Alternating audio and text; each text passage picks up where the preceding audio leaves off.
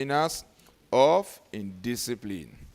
At the end of their numerous meetings, the association arrived at some measure to tackle the lingering problems of indiscipline. One of the resolutions agreed upon was a mass transfer of the teaching staff from the school. They wanted about 60% of the teachers to be transferred from the school to give way to new breed of teachers. They would like teachers who were strict disciplinarians. The association also recommended a reduction in the student population to a manageable size. One of the ways of achieving this, as suggested, was by controlling the number of student intake into JSS1 through a new quota system. And these recommendations were typewritten in triplicate, a copy of which was sent to the Staff Commissioner for State Commissioner for Education for necessary action. The school was going on vacation that day.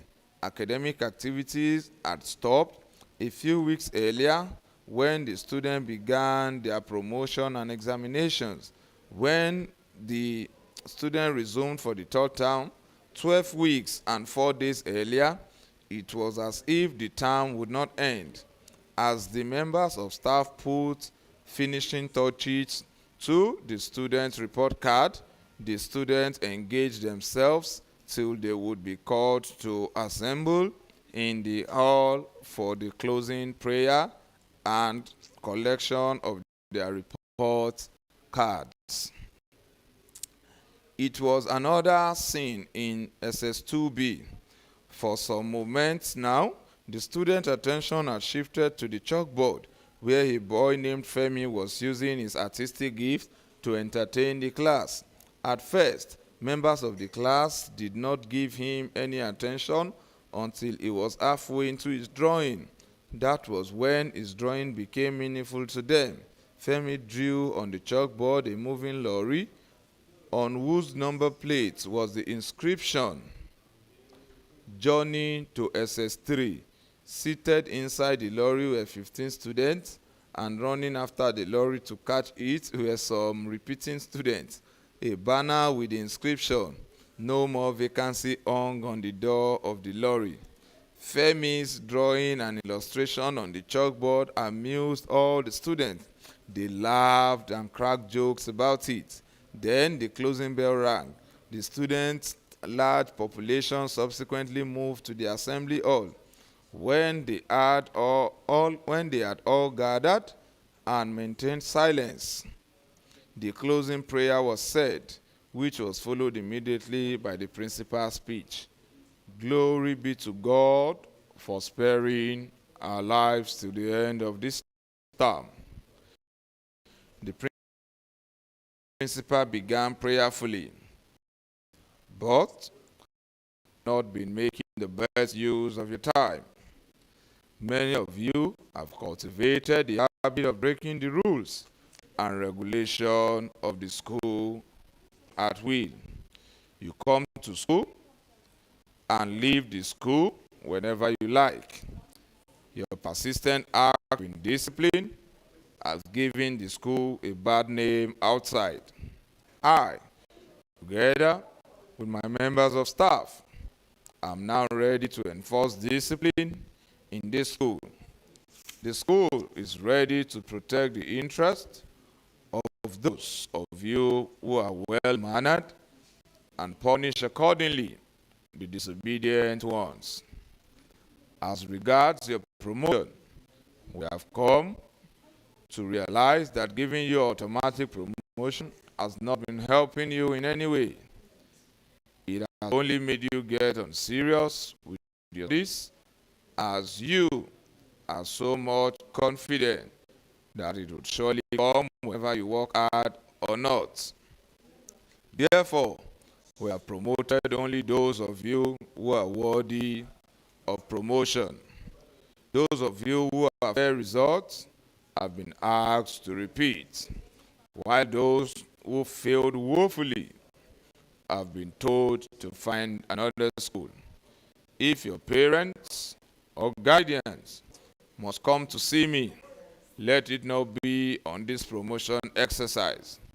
I will be rude to any parent or guardian who calls to disturb me because his or a child has been asked to repeat or withdraw.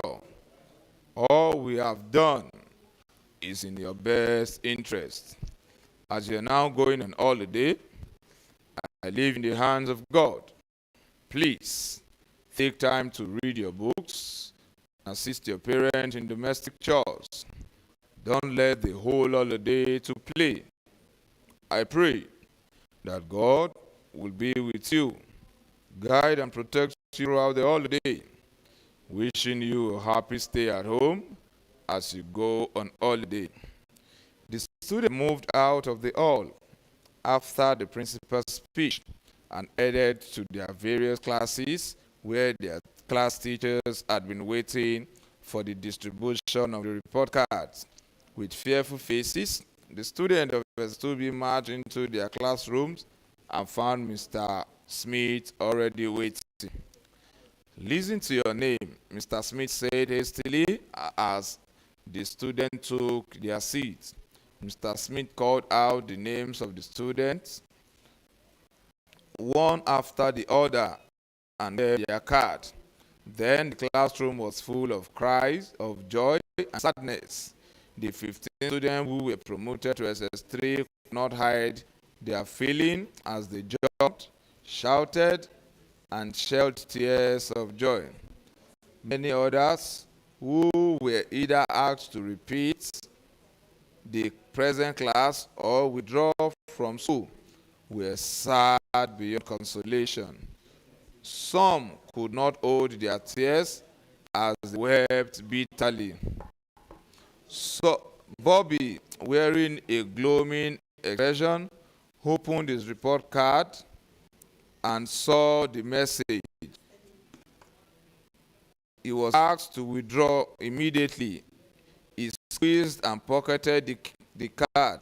He looked for Fa and Jide, who had collected their cards before he did. He was on his way out of the classroom to locate his friends when he met Femi at the doorstep. Bobby felt a strong desire to ask Femi about his report card, as the latter had boasted in front of the class that he was the one sitting beside the driver in his lorry and conveyed the promoted 15 students to SS3. I, great artist, Bobby said to Femi, are you lucky to be in your lorry? It is. Femi was silent. He looked rather dejected. His eyes were deep red, twice the normal size.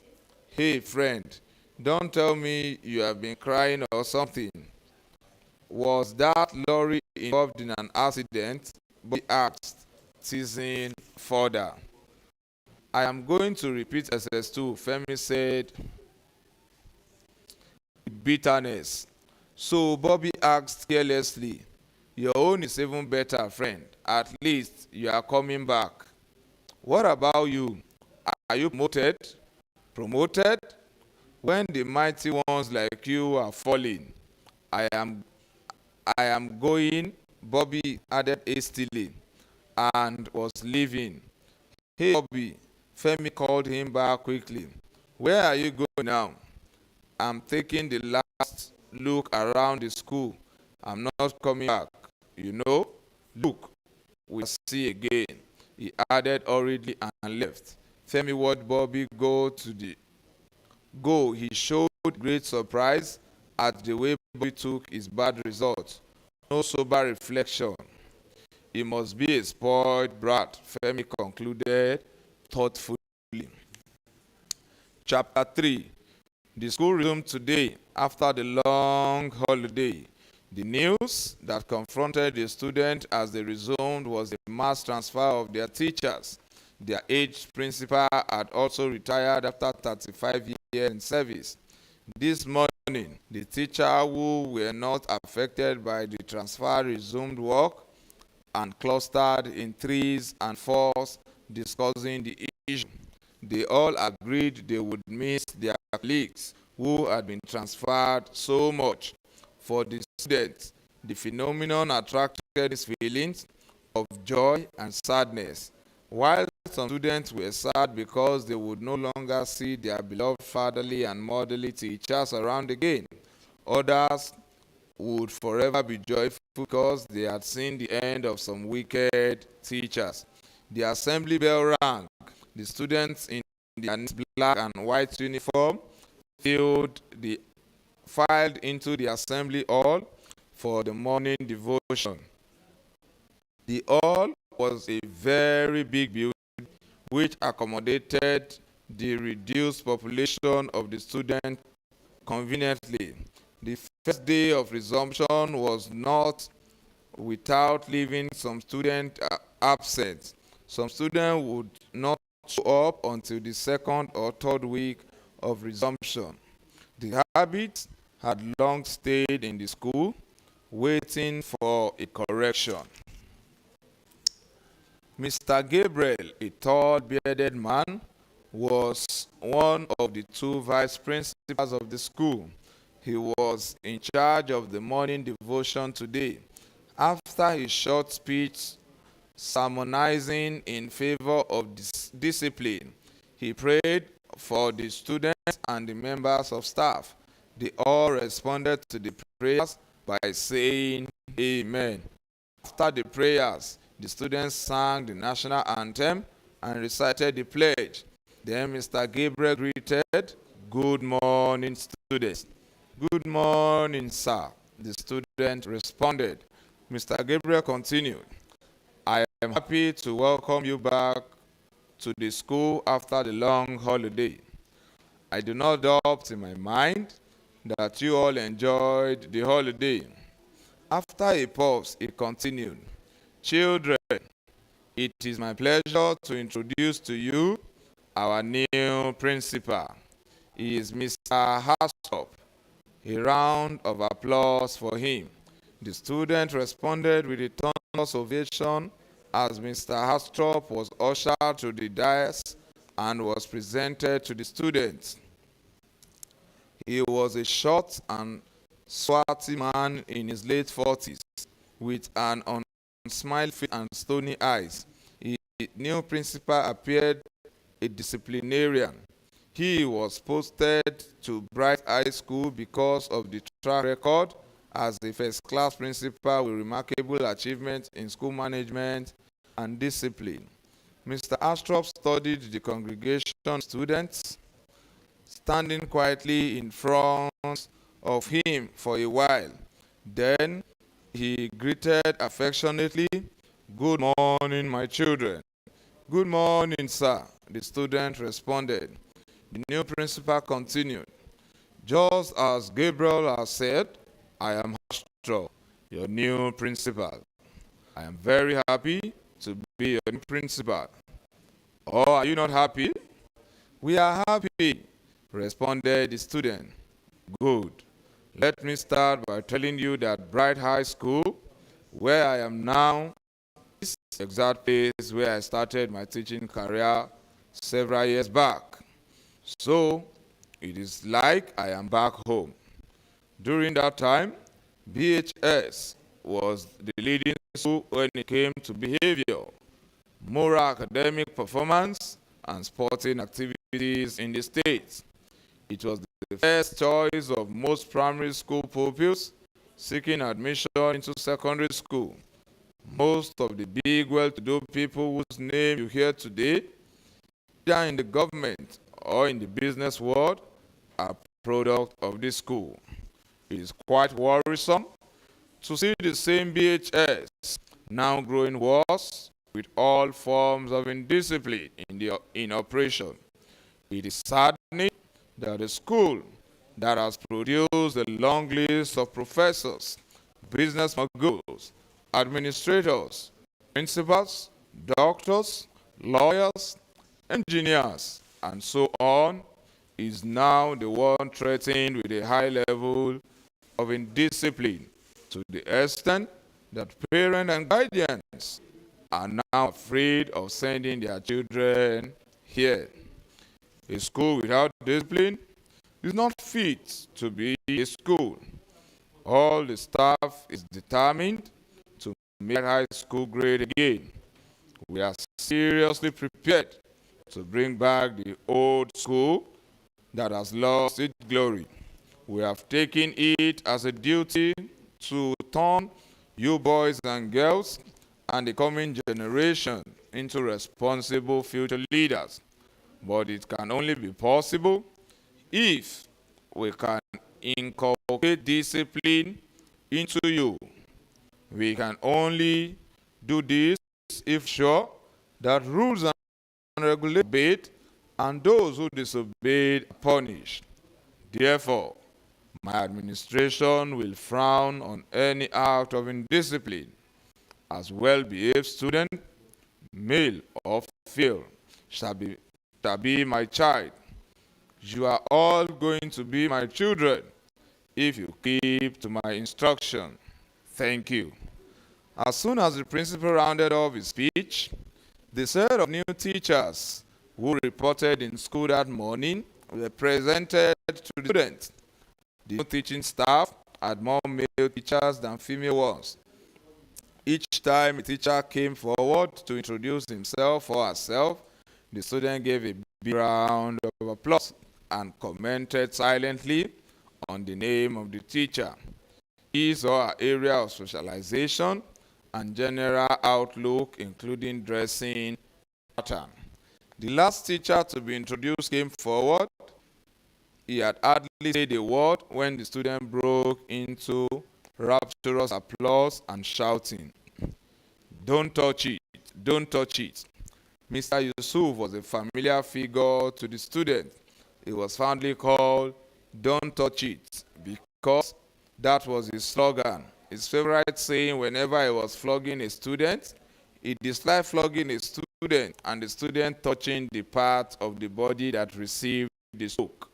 Mr. Yusuf had taught in Bright High School earlier as a teacher, employed by the Parent Teachers Association before securing a permanent appointment. He was posted to the same school. He was a young, dynamic, and highly disciplined teacher. After the introduction of the new member of staff, the students marched out of the hall, headed for their various classes. The principal and the teachers waited behind for a brief staff meeting. What do you think of the new principal? Fola asked Tunde, his younger brother and classmates, as the two moved to their classroom. He is going to be tough, Tunde replied. I think you are right. He will take no nonsense from any students, Fola said earnestly. Fola, I think it is time you stop behaving badly and be a good boy. It is good now that most of our teachers have been transferred and the new ones here are yet to know any of us. I beg you, Fola, please change the better. Tunde appealed passionately. You sounded as if I am so bad. Do you realize I am your senior? Nonsense, Fola responded angrily. Oh, forgive me, my handsome big brother, Tunde retorted contemptuously. Go on with your bad habits. Get all the girls and impregnate them. Go to publicly and smoke your eyes red. You do smoke, don't you?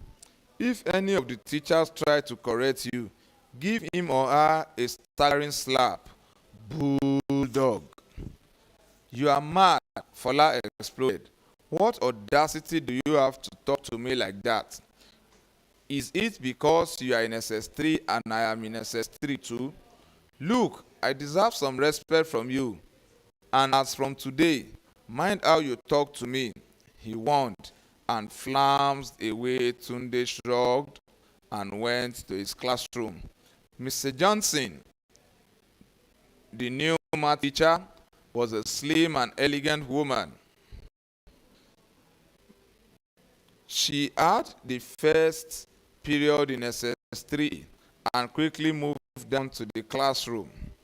"Good morning, students," Mrs. Johnson greeted as she walked smartly into SS3A and took a position in the middle of the classroom. "Good morning, madam," the students responded as they rose to their feet. "I am Mrs. Johnson, your new maths teacher," she announced to the student who remained standing. "Please sit down," she quickly added. The students took their seats, quiet and expectant. They all prayed that Mrs. Johnson would make the subject more interesting to them than their former teacher who had gone on transfer. "Before we start any serious work, would you introduce yourself to me, starting from you?" Mrs. Johnson asked, pointing to a girl sitting very close to her. The students stood up, one after the other, and introduced themselves. After the introduction, Mrs. Johnson said, "I am glad to meet you all. I hope we are going to have a nice time together." The student murmured a response. Mrs. Johnson looked briefly into her lesson plan and said, "I learned that you stopped at construction." "Yes, madam," responded the students in unison. "So, today, we are going to start a new topic," Mrs. Johnson informed them. She taught brilliantly, and the students were highly pleased. They particularly marveled at her unique method of teaching. For Mrs. Johnson, a lesson with SS3A was the most interesting lesson she had ever handled in her 10 years teaching experience. She found a good number of the students very brilliant and responsive. She wished for a similar encounter as she prepared to teach the other arms of SS3. Chapter 4. The late Chief Adetokunbo was survived by two children, Fola and Tunde. Fola's mother, Alice, was his first wife, while Shewa, Tunde's mother, was the second. After Chief Adetokunbo's death, Fola and Tunde started living with Ademola, their uncle. Chief Adetokunbo died at the age of 65 after a brief illness. His death came as a rude shock to his immediate family, blood relations, friends, and well-wishers. Before he finally passed away, Chief Adetokunbo had suffered a stroke and was bedridden for almost 3 years, unable to talk, hold any, or move anything. The problem started shortly after Chief Adetokunbo married Shewa as his second wife. One midnight, Alice woke Chief Adetokunbo up and told him she had an important matter to discuss with him. She wanted to know what she had done wrong that he could not forgive her except to take a second wife. "Please, tell me, dear," Alice pleaded. "Tell me where I have gone wrong so that I can amend it. Tell me my sins, and I will seek forgiveness," she said, and burst into tears. Chief Adetokunbo was silent. He was thinking that he had made a mistake marrying Alice. She was a troublemaker. He was tired of her incessant nagging. "You are a good wife to me, Alice," Chief Adetokunbo said pretentiously. "You have not wronged me in any ways. I married Shewa so that she can assist you in the domestic chores." "What domestic chores?" Alice took it up. "We have more than enough domestic workers in the house." "What other assistance are you talking about?" she questioned silently.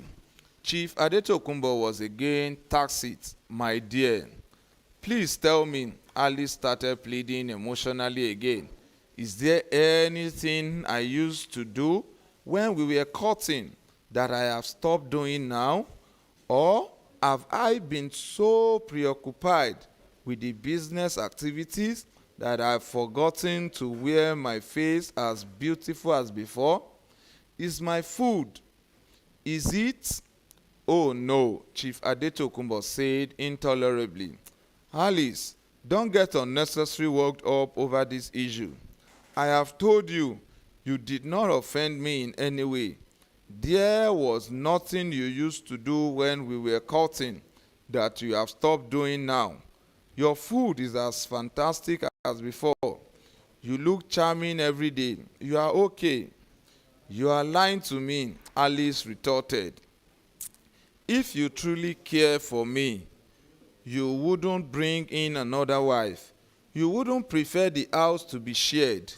I have offended you. Dear, please tell me what my offense is.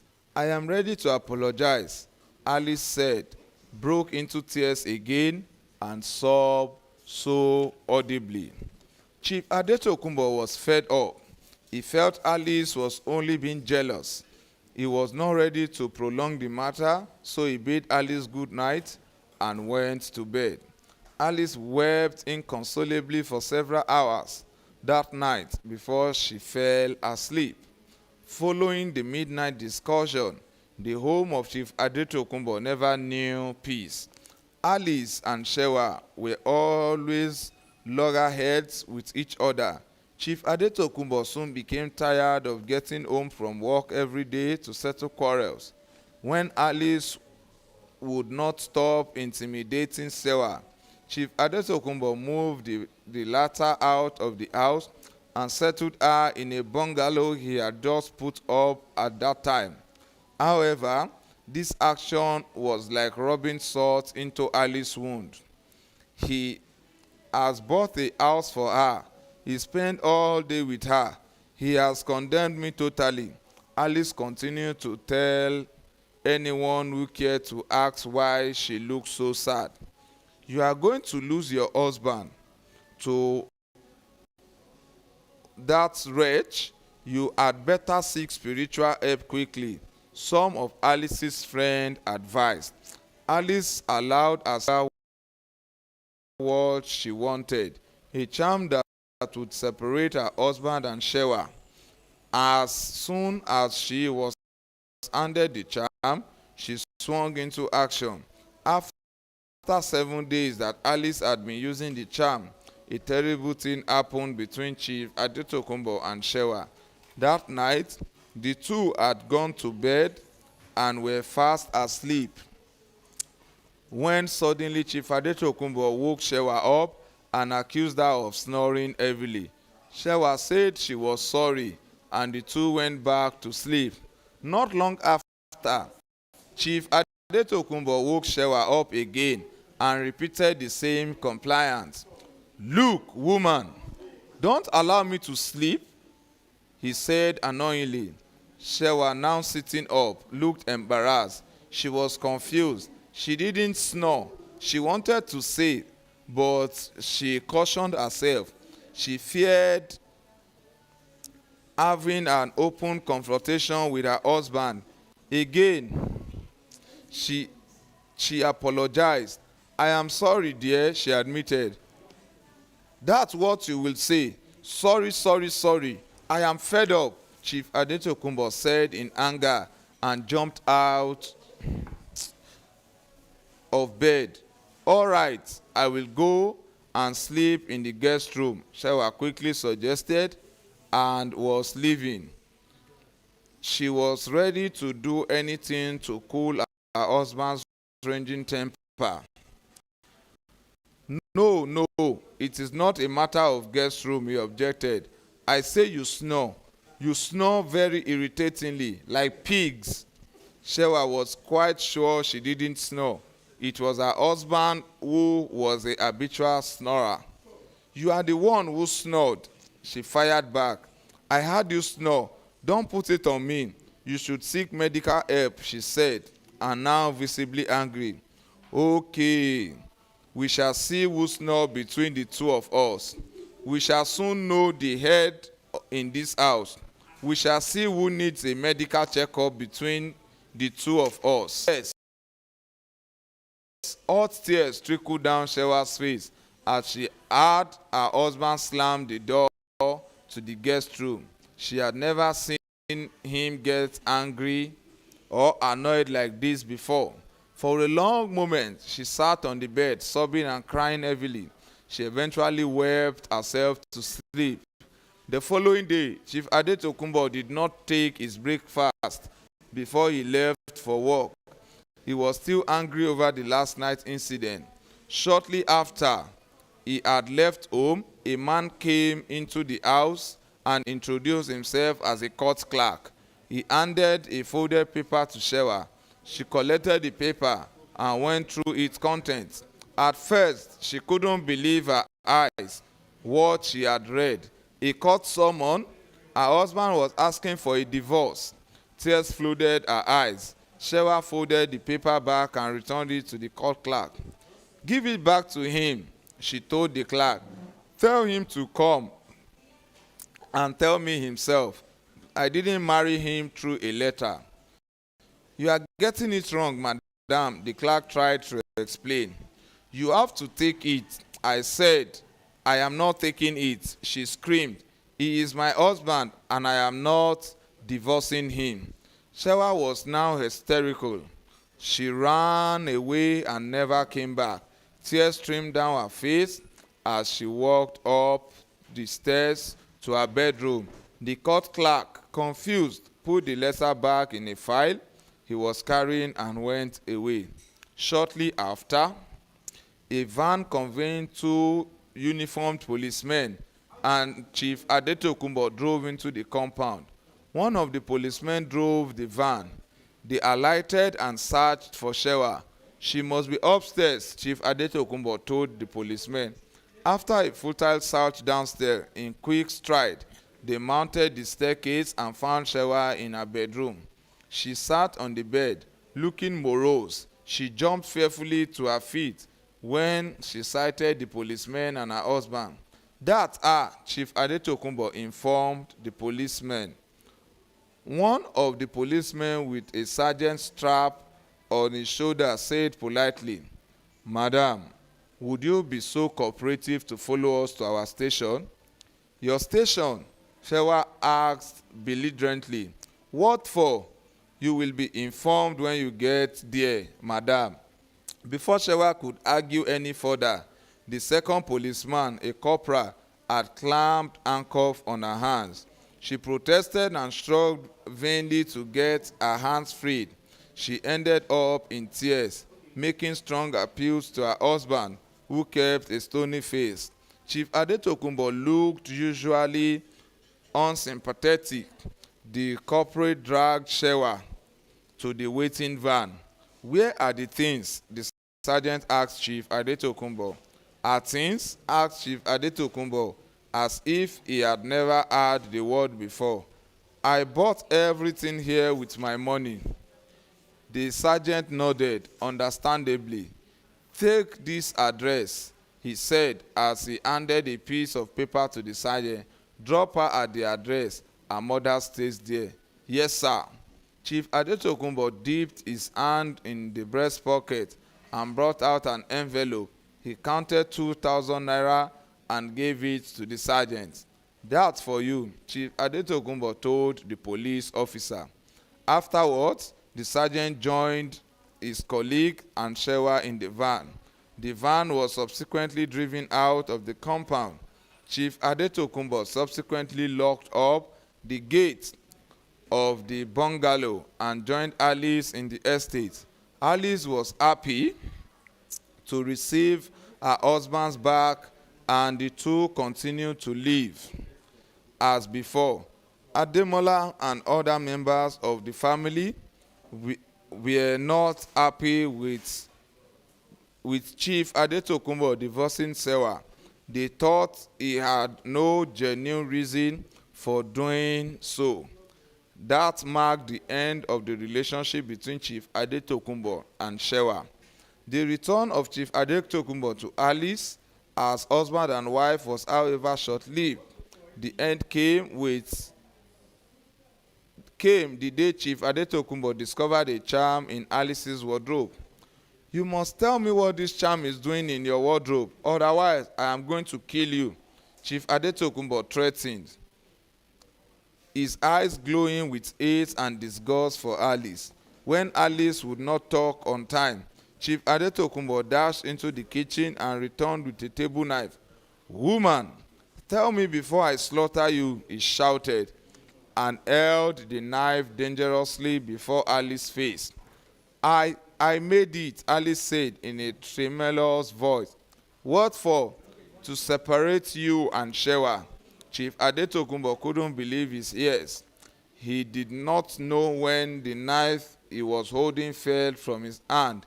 The following day, very early in the morning, he sent Alice packing, the same way he treated Shewa.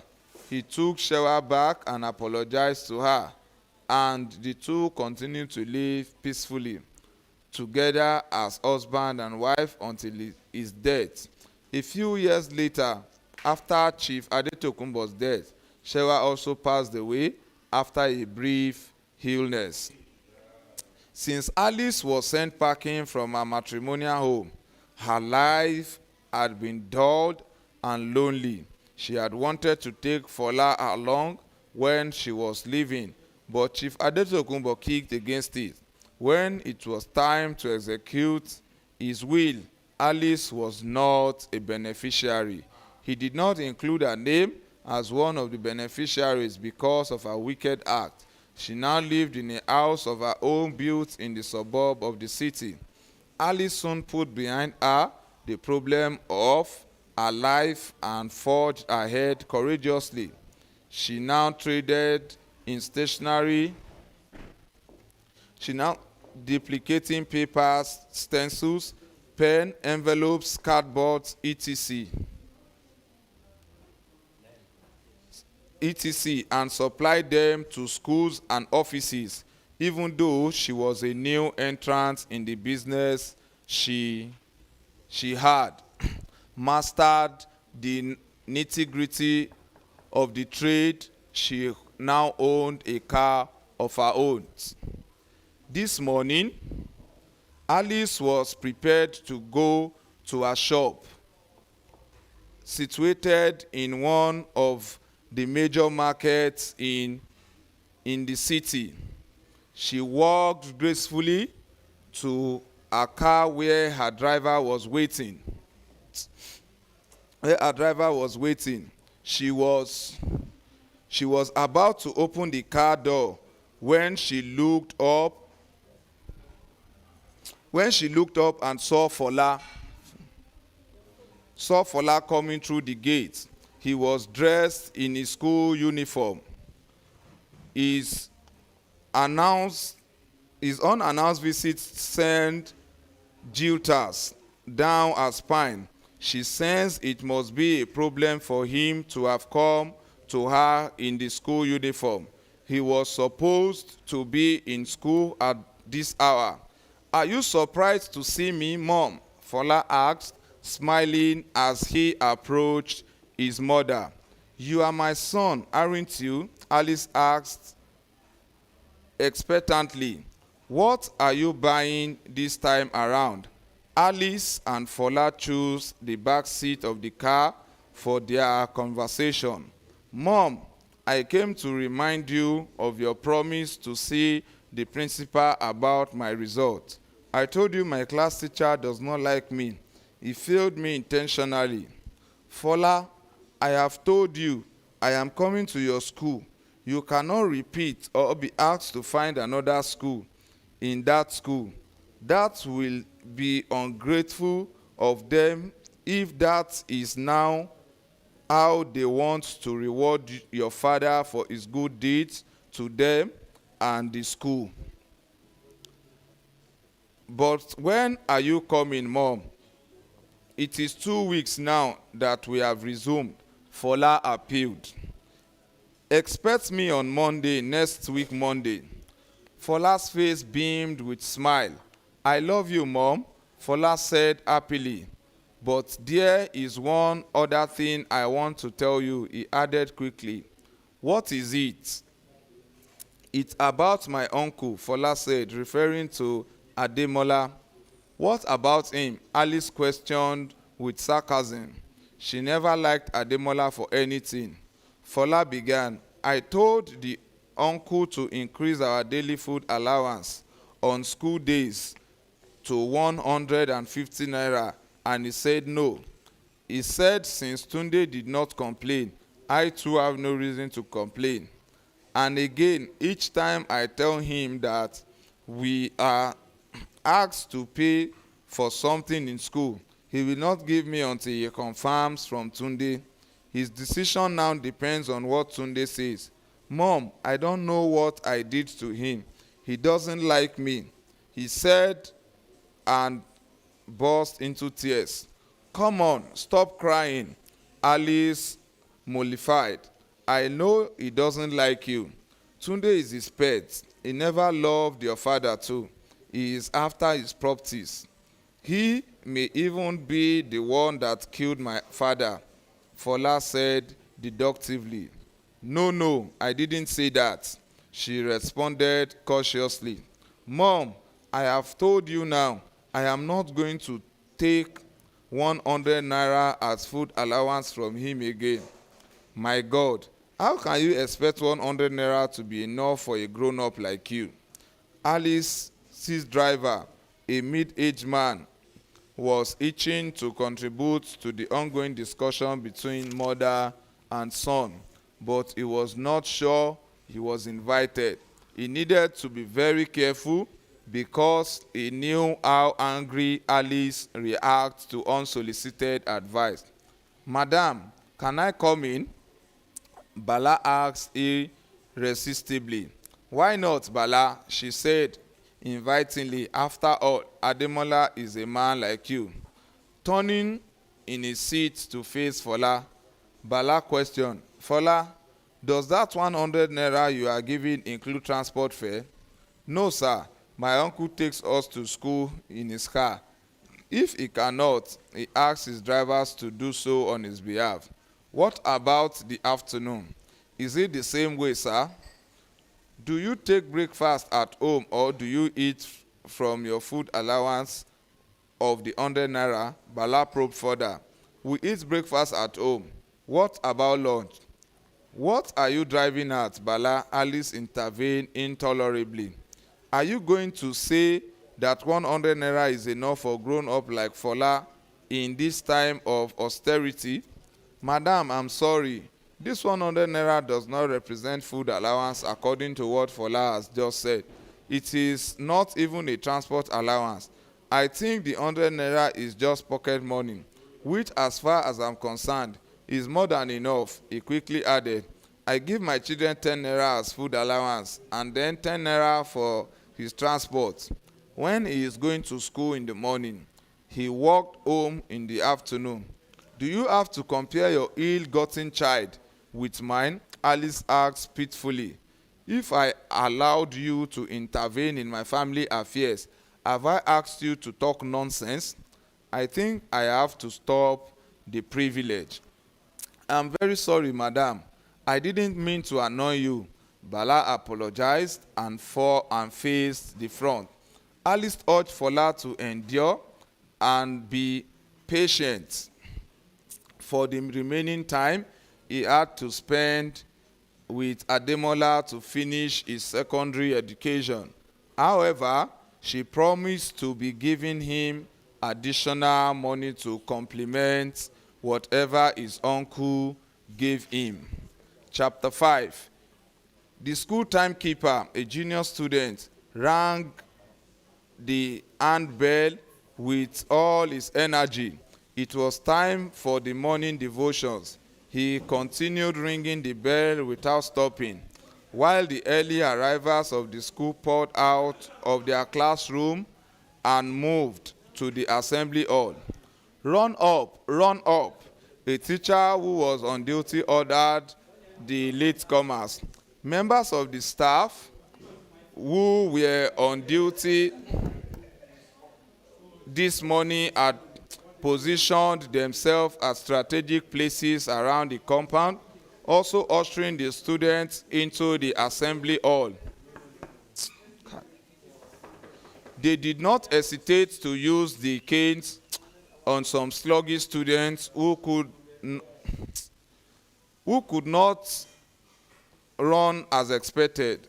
The school prefect, as usual, has also taken up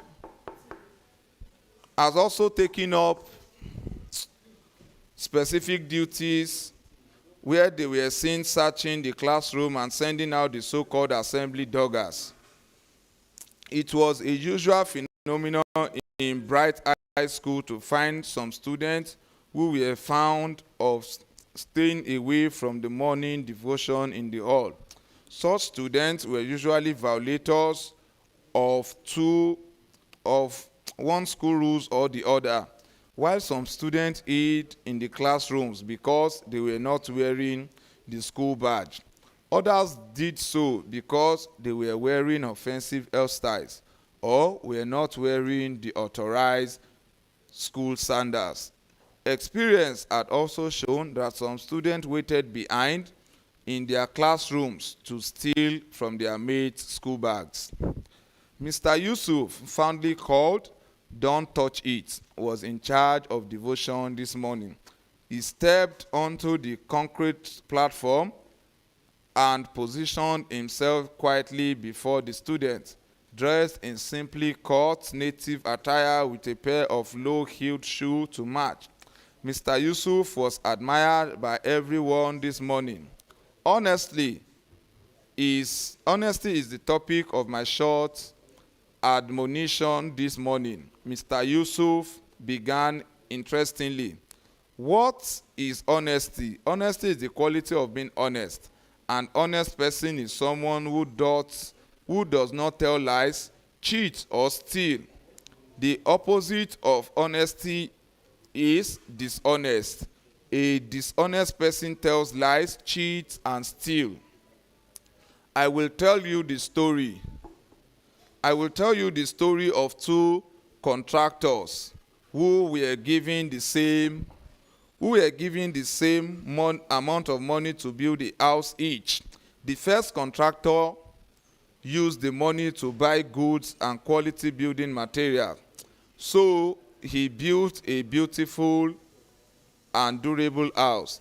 The second contractor used the money to buy bad and low quality materials and ended up building a house that looked unattractive at sight but was not durable. The owner of the two houses came to inspect the houses after they had completed the building. Do you know what the owner did? No, the student responded, highly curious. He asked the contractor to take away the house each of them built. The two contractors were very happy to become house owners.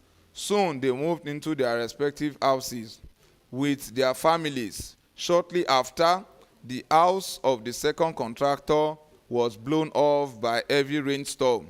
Nevertheless, nothing happened to the house of the first contractor. So, children, you can see it doesn't pay to be dishonest. Always be honest in whatever you do. Do I take it that you have learned a lesson this morning?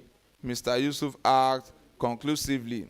Yes, sir. Mr. Yusuf later led the morning prayer, which was followed by singing of the national anthem and the recitation of the pledge.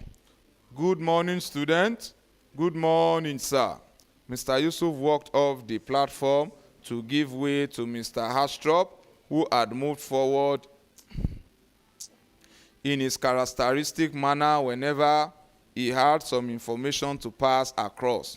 Mr. Hastrop, after the situation began to feelingly, I feel so bad each time I see the large population of students who come late to school every day. It had come to my notice that 3 categories of students exist in this school, and these are School 1, School 2, and School 3 students. I will explain. The School 1 students are the students who leave home, get to school, and have their lessons and normal students should. The School 2 students leave home, get to school, but never enter their classrooms and attend lessons. What do? They roam the school compound from morning till closing time. The School 3 students leave home as normal students, but never get to school. They are the ones found roaming the streets, thinking that they are enjoying themselves. To put a stop to this, I have employed the service of paramilitary body known as the Civil Disciplinary Squad. I have discussed this with the authorities of this body, and they have agreed to give me some of their members. This group will be authorized to arrest any student found loitering in the school compound or going against any of the school rules and regulations. Any student arrested and brought to my office by the squad will be severely dealt with. The squad will also be mandated to undertake occasional raid outside and arrest those who belong to School 3. If you are in that category of School 2 and 3, you are fortunate to be here now. I advise you to stop the bad habit forthwith. For those who are friends among the School 3 students who are not here now, I want you to call them and tell them that it won't be long before I get them arrested. A word for the wise is sufficient. Now, to the issue of school hygiene. As the principal now moved to another topic, Mr. Yusuf, who was standing in front of the school hall, saw some latecomers coming up and bellowed them. Stop! All the latecomers stopped abruptly. They were panting, having sprinted from the school gate to the place. Drop your bags, Mr. Yusuf ordered. They all complied. They dropped their school bags on the same spot until they formed a heap of the penalties available for lateness. The latecomers, who were now awaiting further instructions from Mr. Yusuf, were all scared of being flogged.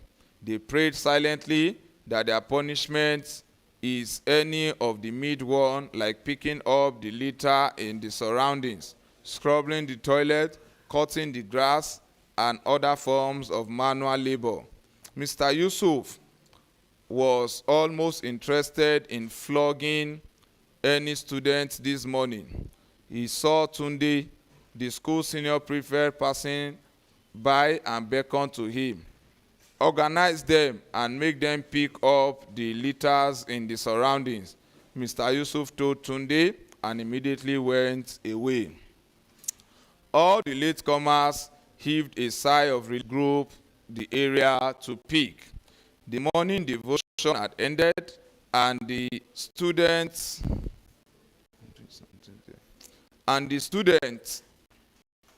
were now marching to their various classes. Soon, the latecomers were through with their punishment and were now returning to pick up their school bags. The driver ensured when a junior student came up to pick up his bag but found it missing. He searched for it but could not find it. He quickly went to report to Tunde. "Excuse me, senior," the boy said respectively. "Yes," responded Tunde. "My bag, please, I can't find it." "Your bag?" Tunde asked. "Yes, please." "What happened to it?" Tunde questioned impatiently. I put it at that place when we were going to pick up litters, but when I got there now, it was not there," he explained painfully. Tunde took a distant look at the place where the latecomers dropped their bags.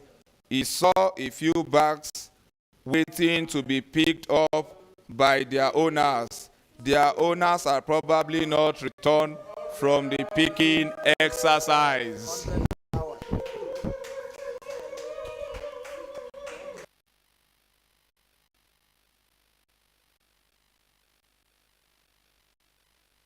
Junior student. Chris, replied the boy. Tunde Chris moved to the grassless open field where all the latecomers dropped their bags.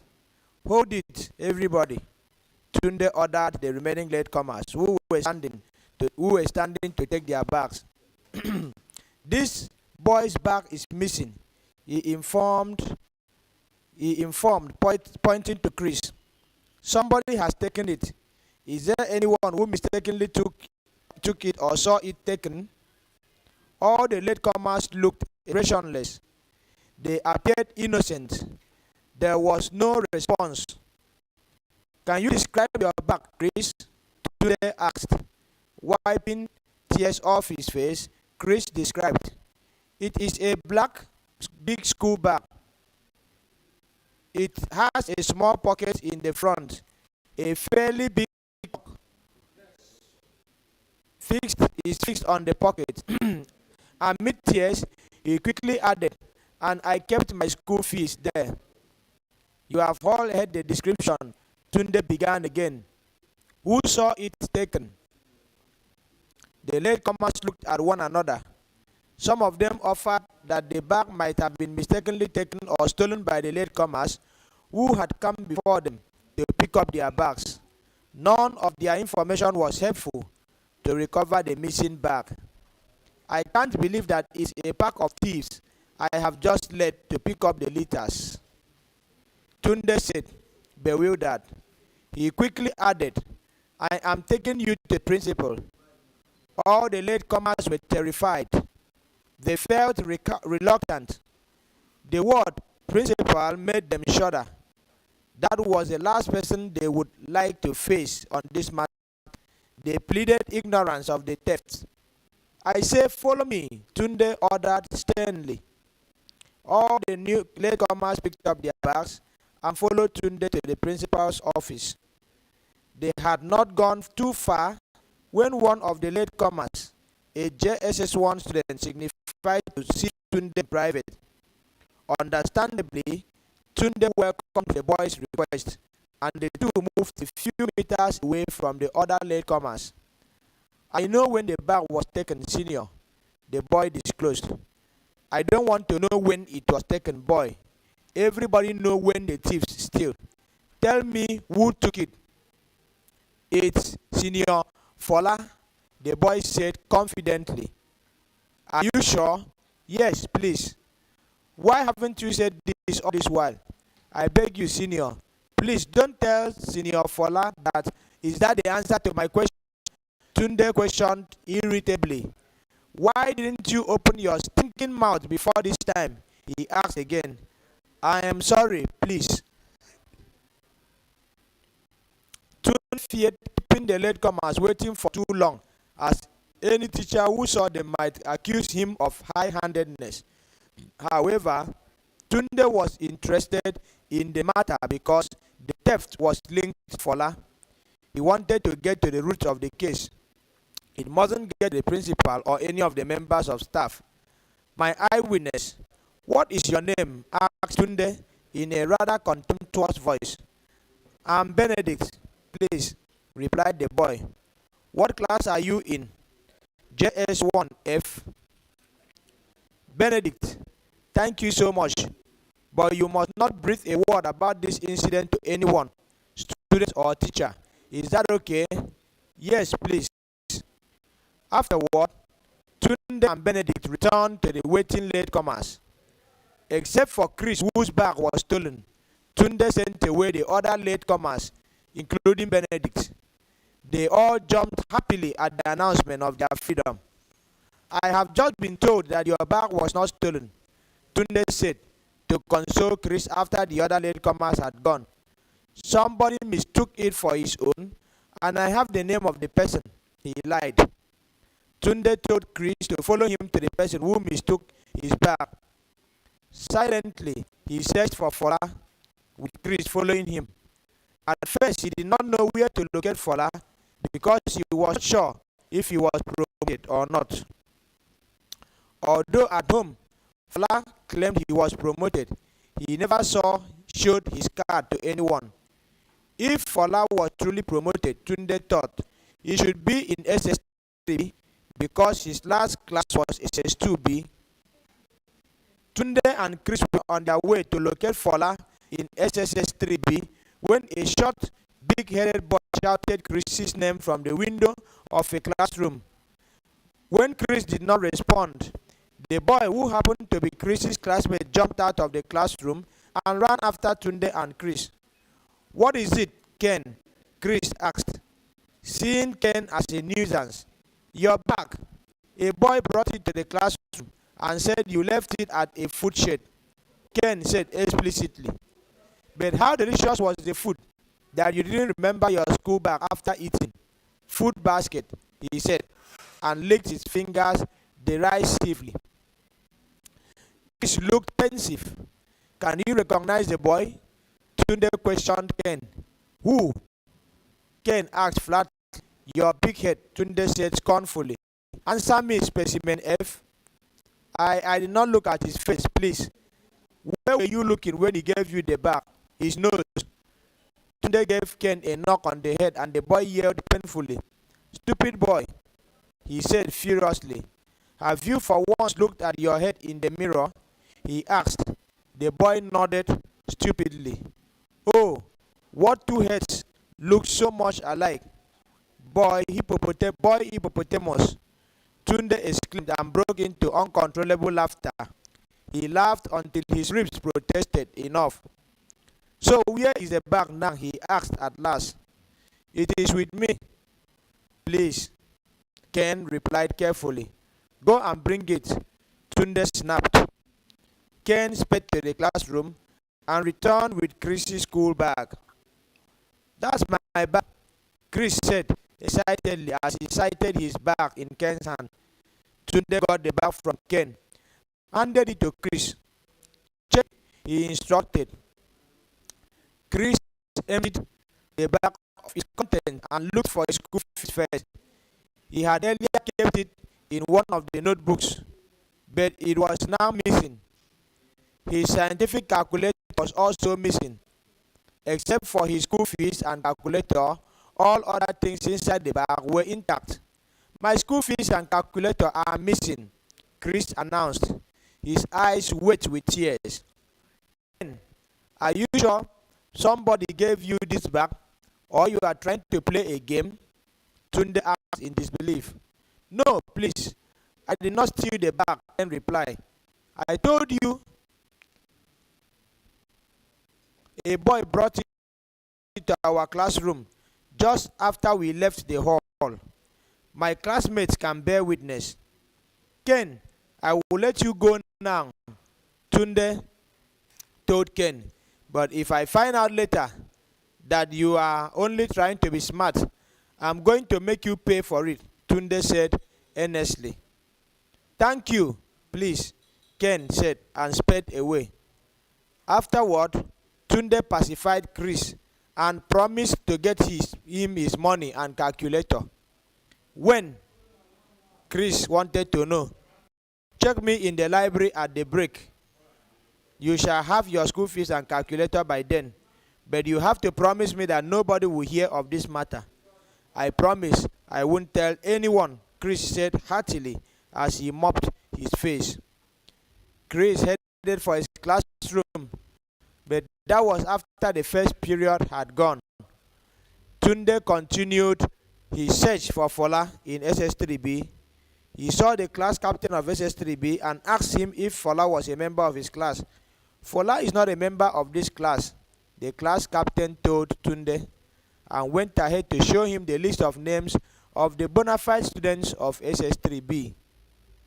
"Thanks for the information," Tunde said appreciatively, and walked out of the classroom. When will Fola stop lying?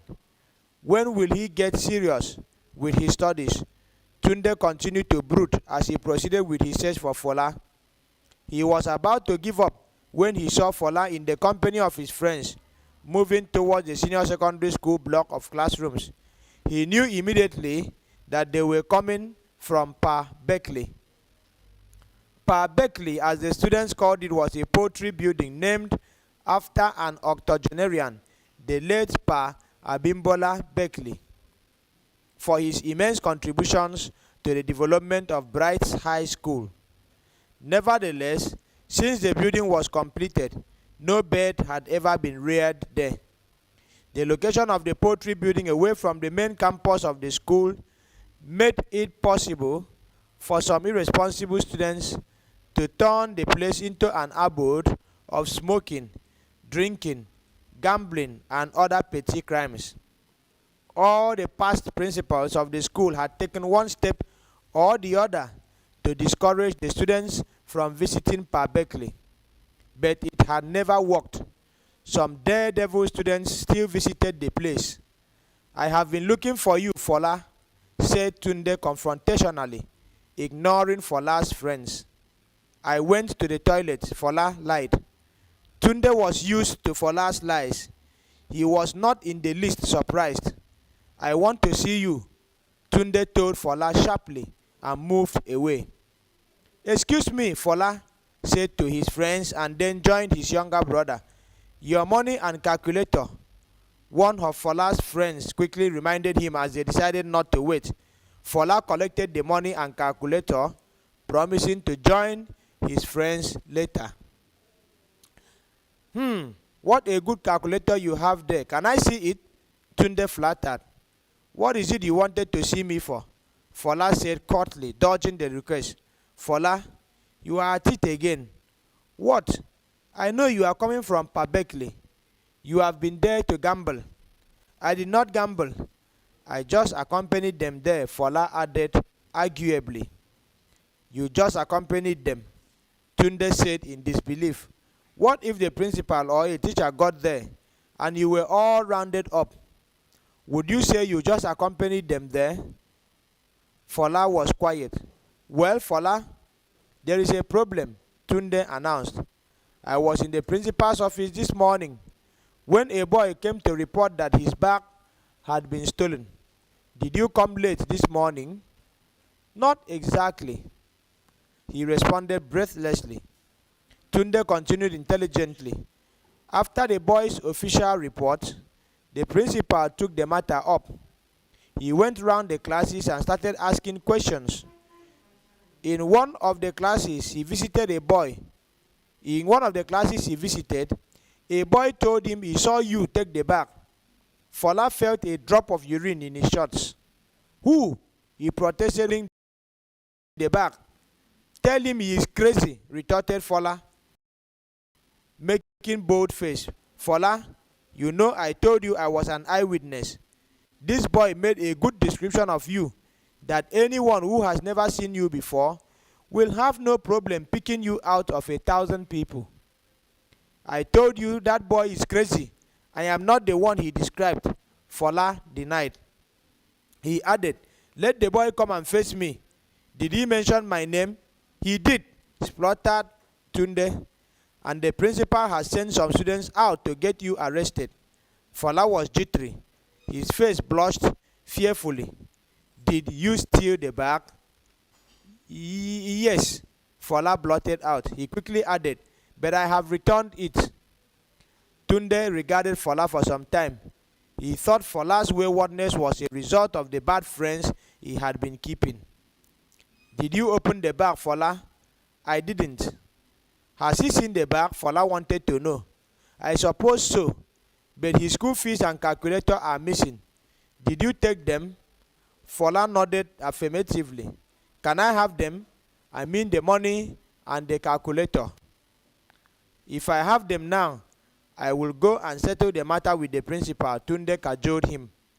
"You can?" Fola asked incredibly. "Why not? Trust me."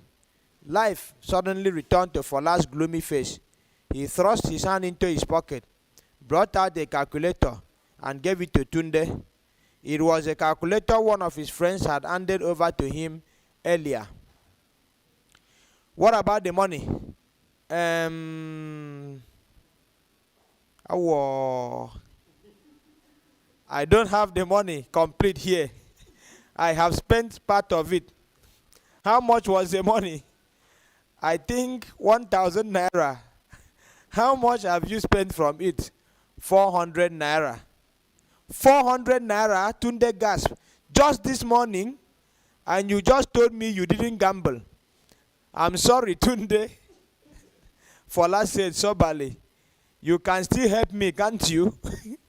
It's all right, Fola. But what about the remaining money? The boy must get his full money. It is his school fees. Edging his head thoughtfully, Fola said, I have an idea. I will see my mom in the afternoon and will get the money from her. That will be too late, Fola. The boy must get his money now. Please help me, Tunde, Fola begged. I can't get the money now. I don't have any money on me now. A brief silence followed. Then Tunde asked, are you sure I'm going to have the money tomorrow? It must not fail because that's what I'm going to tell the principal. I promise, Tunde, it won't fail, he assured. Tunde, please, don't tell this to my uncle at home. He must not know I visited my mom too, he added hastily. You have no problem with me, Fola, but promise me that this is going to be the last time you would get yourself involved in this kind of misdemeanor, and no more going to a Berkeley. I promise, Tunde, I will be more careful now. More careful? I mean, I will change for the better. Can I have the remaining money? Fola dipped his hand in his back pocket, brought out some money, and gave it to Tunde. This is 600 naira, Tunde said after counting the money. I will go now and give it to the principal and tell him that you will bring the rest tomorrow.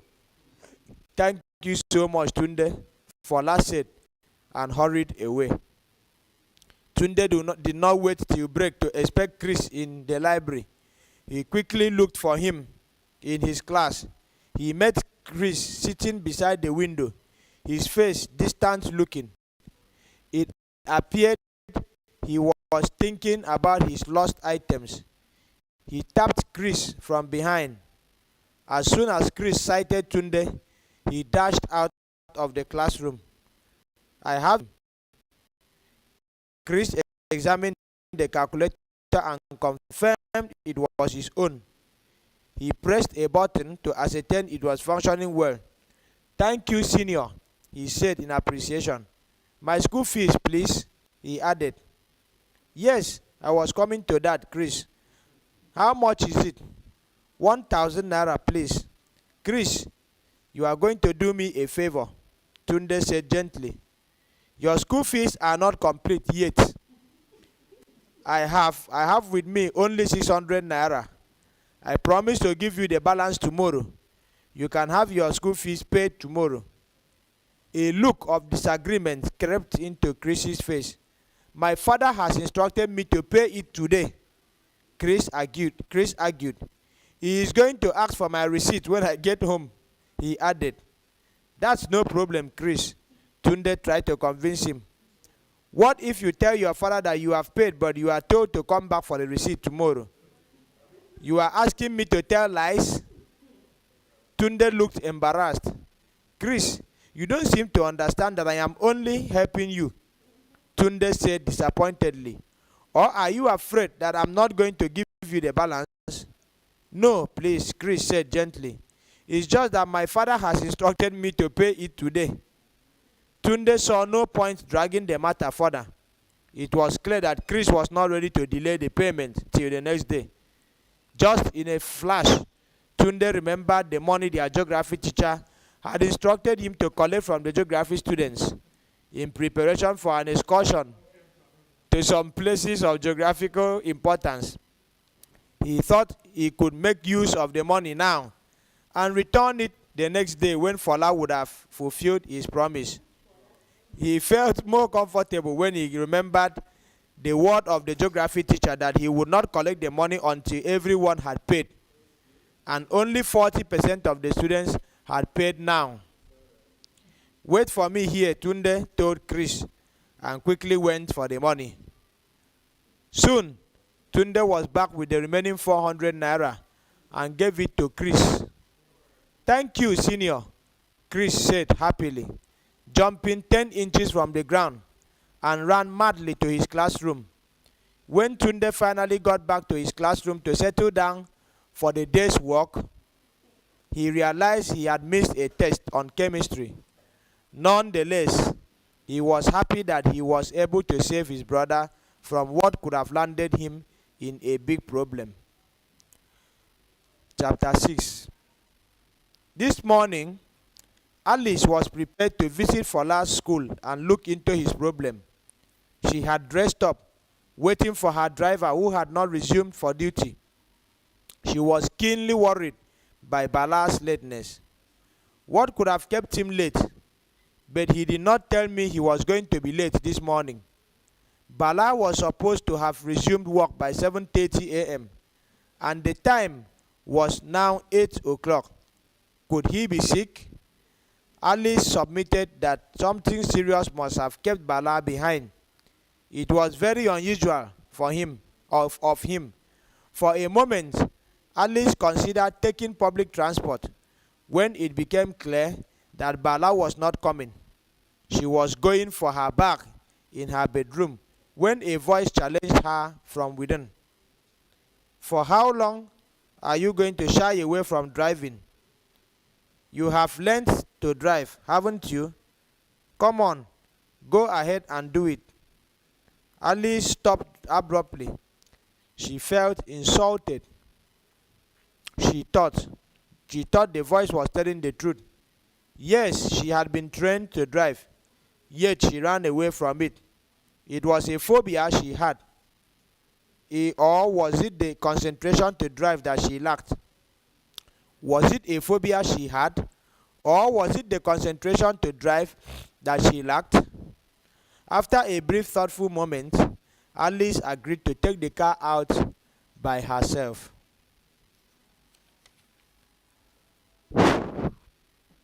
She went for her bag immediately. Having collected her bag, she locked the door and moved down to the garage.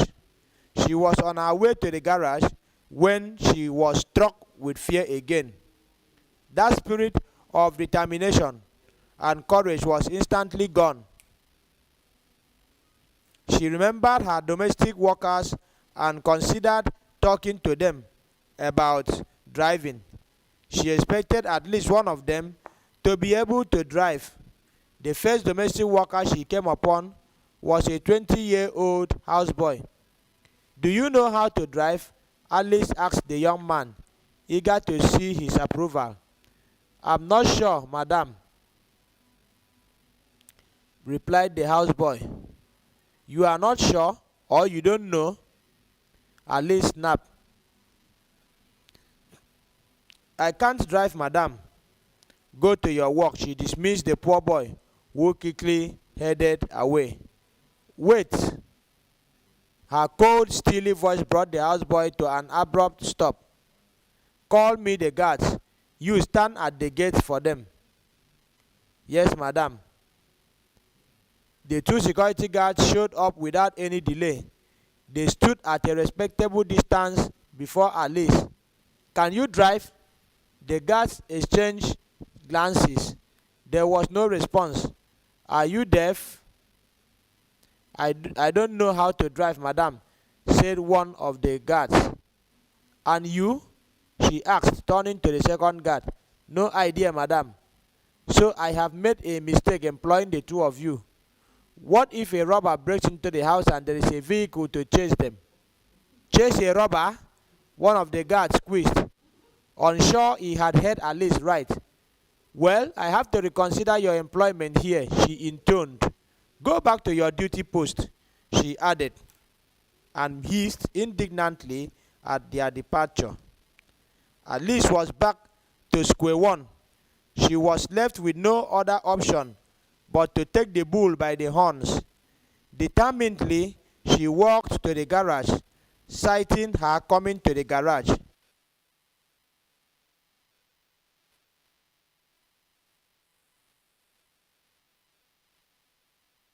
houseboy quickly unlocked the padlocks of the garage and pushed open the heavy iron doors.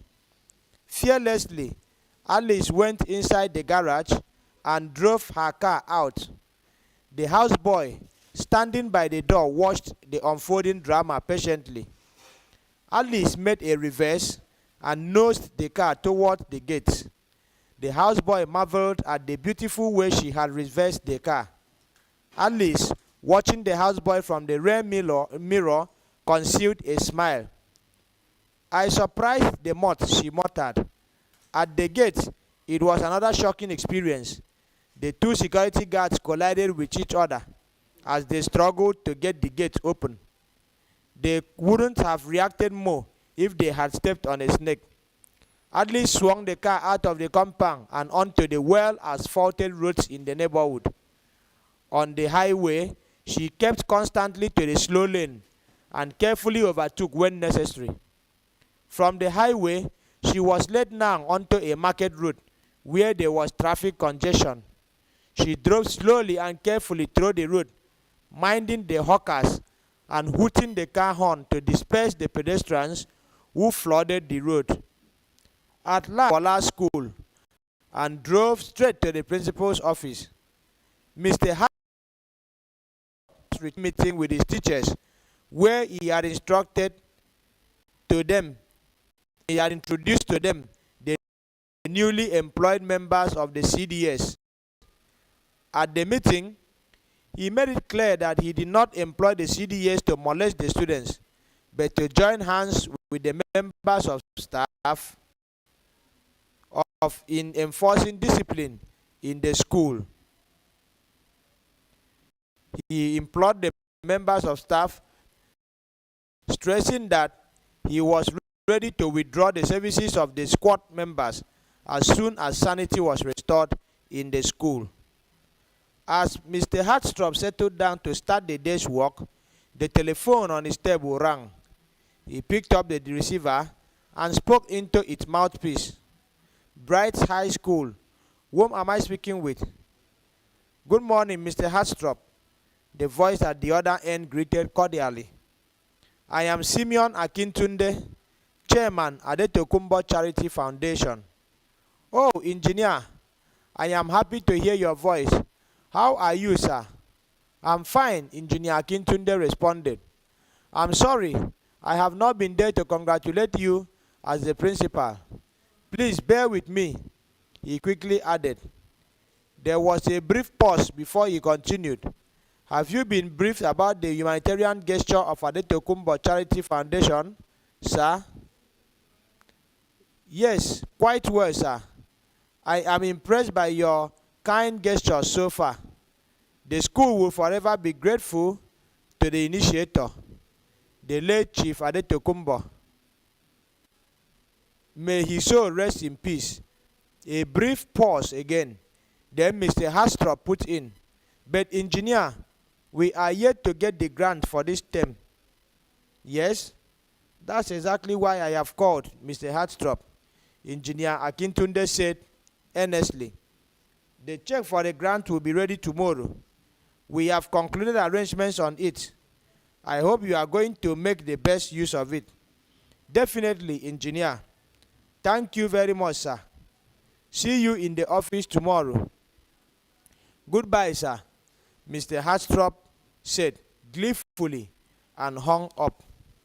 Mr. Hartstrop's heart soared with joy as he dropped the receiver on its cradle. The 300,000 naira school grant for the term was ready.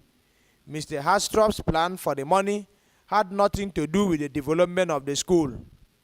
His friends had advised him that if he knew his way, he could build his own house, buy his car, and get self-employed through the timely grants from Adeto Corporation. All he was thinking about now was how to divert the money for his selfish interests. Mr. Hartstrop was always grateful to God each time he remembered how he became the principal of Bright High School. It was a wonderful experience. Many principals had shown interest in heading the school when the last principal was proceeding on retirement, but he was the chosen one. Mr. Hastrop was so immersed in his daydream that he didn't know when Alice and Fola walked into his office. "Good morning, sir," Alice greeted. "Good morning, madam," Mr. Hastrop replied, getting startled. "What can I do for you?" "Can I sit down?" Alice requested. "Yes, please," Mr. Hastrop said quickly. Alice took a seat in one of the visitors' seats arranged facing the principal. Until she got there, she was ignorant of the charge that had taken place in the school. The principal, Mr. Hastrop, appeared a total stranger to her. She was known very well by the former principal.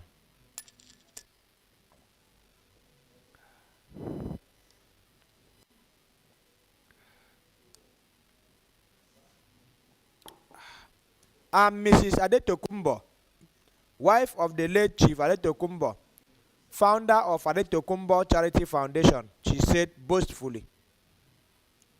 "I'm very happy to meet you, madam," Mr. Hastrop said amiably, and shook hands with Alice. "Please, pardon my ignorance, madam," he added apologetically. "No problem, sir," Alice replied. She was fond of using her husband's personality to gain a VIP reception. "What can I do for you, madam?" he asked again. "Yes, it's about my son," she began, and pointed to Fola, who came forward. She continued, "He was asked to find another school following the last promotion examinations. Until now, I never knew that a student can be asked to withdraw from school because he didn't do well in examinations. I am here so that we can find something done about it. Can I see his report card?" Alice produced Fola's report card and gave it to the principal. Mr. Hastrop went through the card and saw that Fola did not pass a single subject. He failed woefully. "His performance is very poor, madam," Mr. Hastrop said, and dropped the card on his table. "What exactly do you want us to do, madam?" he quickly asked. "I want him promoted." "That's no problem, madam. I will look into it." Mr. Hastrop sent for the vice principal in charge of academics, Mr. Gabriel. When Mr. Gabriel reported, the principal said, "Mr. Gabriel, meet Mrs. Adetokunbo, wife of the late Adetokunbo of Adetokunbo Charity Foundation." "Good morning, madam," greeted Mr. Gabriel, his head inclined in a bow. "Morning," Alice responded simply. "Mr. Gabriel," the principal began, "Mrs. Adetokunbo has come to complain about the last promotion examinations. I have listened to her and found her argument very reasonable. Even though I was not here during the time of the promotion exercise, I have accepted the blame. May I have an inkling of the complaint, sir?" Mr. Gabriel asked respectfully. "It's not necessary, Mr. Gabriel. I met you here and you were part of the decision making. In short, which of the SS3 classes has the least number of students?" "That's SS3C," said Mr. Gabriel, scratching his head. "Please go and add Fola Adetokunbo to the list." Fola quickly went to his mother and whispered something into her ears. "Excuse me, Mr. Hastrop," Alice said promptly. "I will prefer him to be in SS3A," she added. "No problem, madam," Mr. Hastrop obliged. "Fix him in SS3A," he told the vice principal. "There is no more vacancy in SS3A," said Mr. Gabriel. "Sir," Mr. Gabriel pointed out. "Vacancy?" Mr. Hastrop grimaced.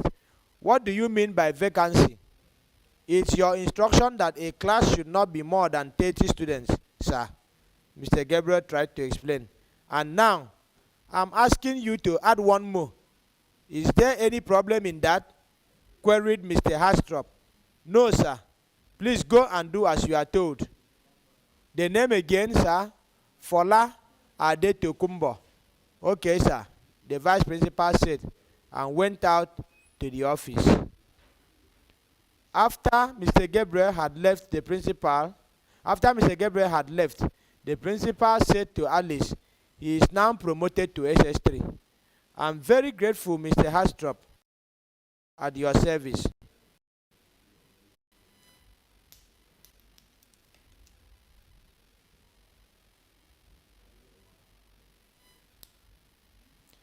Mr. Hastrop, as a mark of honor, accompanied Alice to the door before he came back to his office. Who am I not to grant her request? Mr. Hastrop muttered to himself as he dropped back on his seat. I am ready to do anything for the Adetokunbo family to remain the principal of this school. What other way can be easier and richer than sitting down in his office and be collecting 300,000 naira every term? Mr. Hastrop adjusted himself comfortably in his seat, awaiting Engineer Akintunde, who was bringing the check for the 300,000 naira school grant. Chapter 7.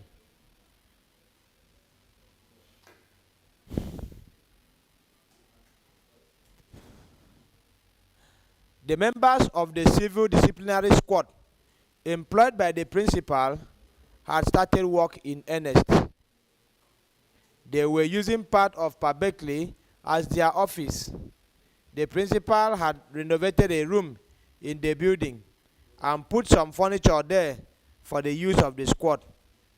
Creating an office for the squad in Pabekli was strategic.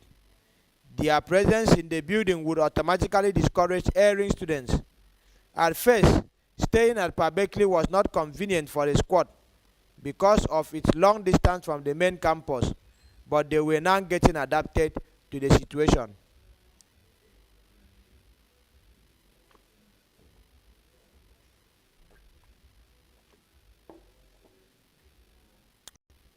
Audu, a tall and muscular young man, was the leader of the squad.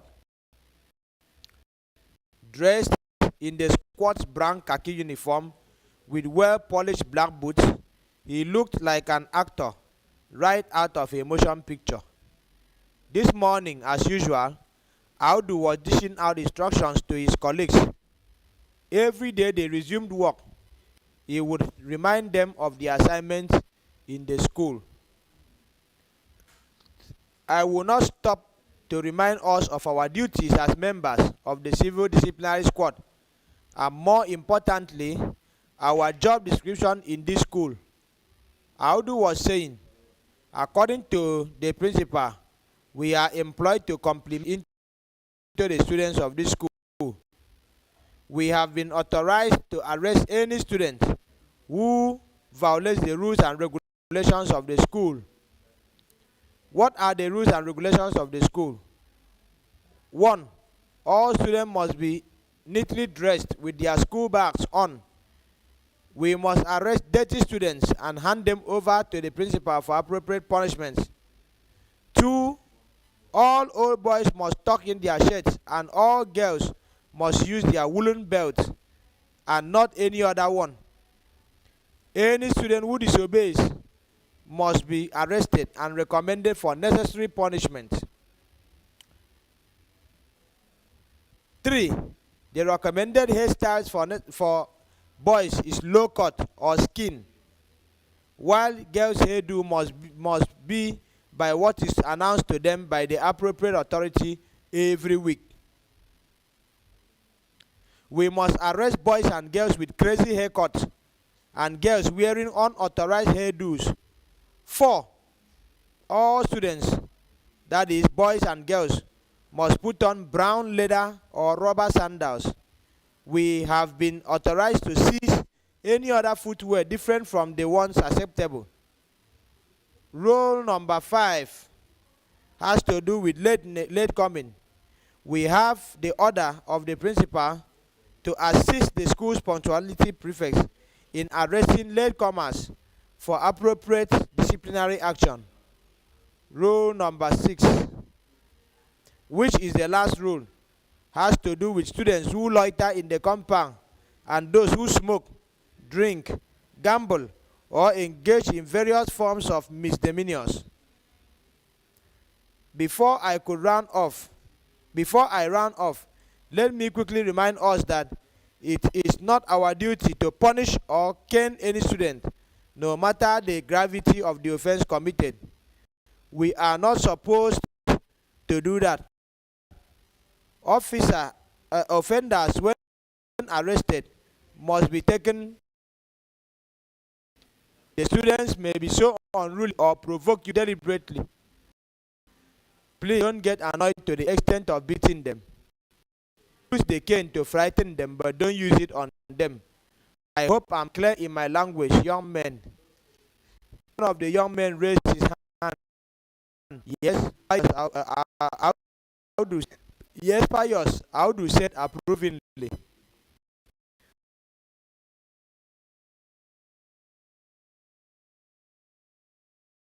Pius was a young man, big and if I have made a mistake, it's been 5 days now that we resumed work in this school. Yesterday something happened which makes me feel that we may not have all the freedom we need to do our job very well in this school.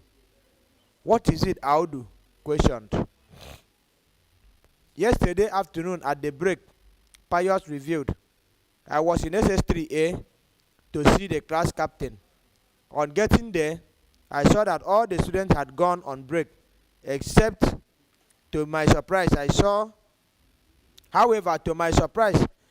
a boy quickly breaking into a student's locker. He had succeeded in dismantling the locks and was in the process of stealing from the locker. However, the boy fled when he saw me, and I took after him immediately.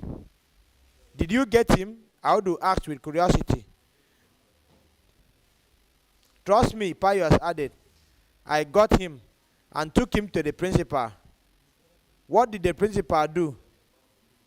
Abe, a member of the squad, asked, getting more interested. Squad. The principal punished me. He didn't believe I caught the boy stealing. What is the name of that boy? Asked Abe. Suspiciously, he is called Fola. Oh, that boy. You know him? Audu questioned. I know him very well. He is a sacred cow, baby by the principal. How do you mean? Audu asked, confused. Abe narrated. On Monday, the day we started work, that boy and 2 of his friends came to our office to ask for their seized boots. Since they had put on the current school sandals, I asked them to look for their boots among other seized footwear. After checking, they saw their boots and picked them up. Don't you check the records to see if they were the true owners? Audu questioned in his usual impatient manner. I checked the boots first, Abe said and continued. You know, we usually write the name of the owner of any footwear we see and pin it to the footwear. Meanwhile, members of the squad said they knew. But when I checked the papers attached to the 3 pair of boots they claimed to be theirs, none of them had any of the boys' names.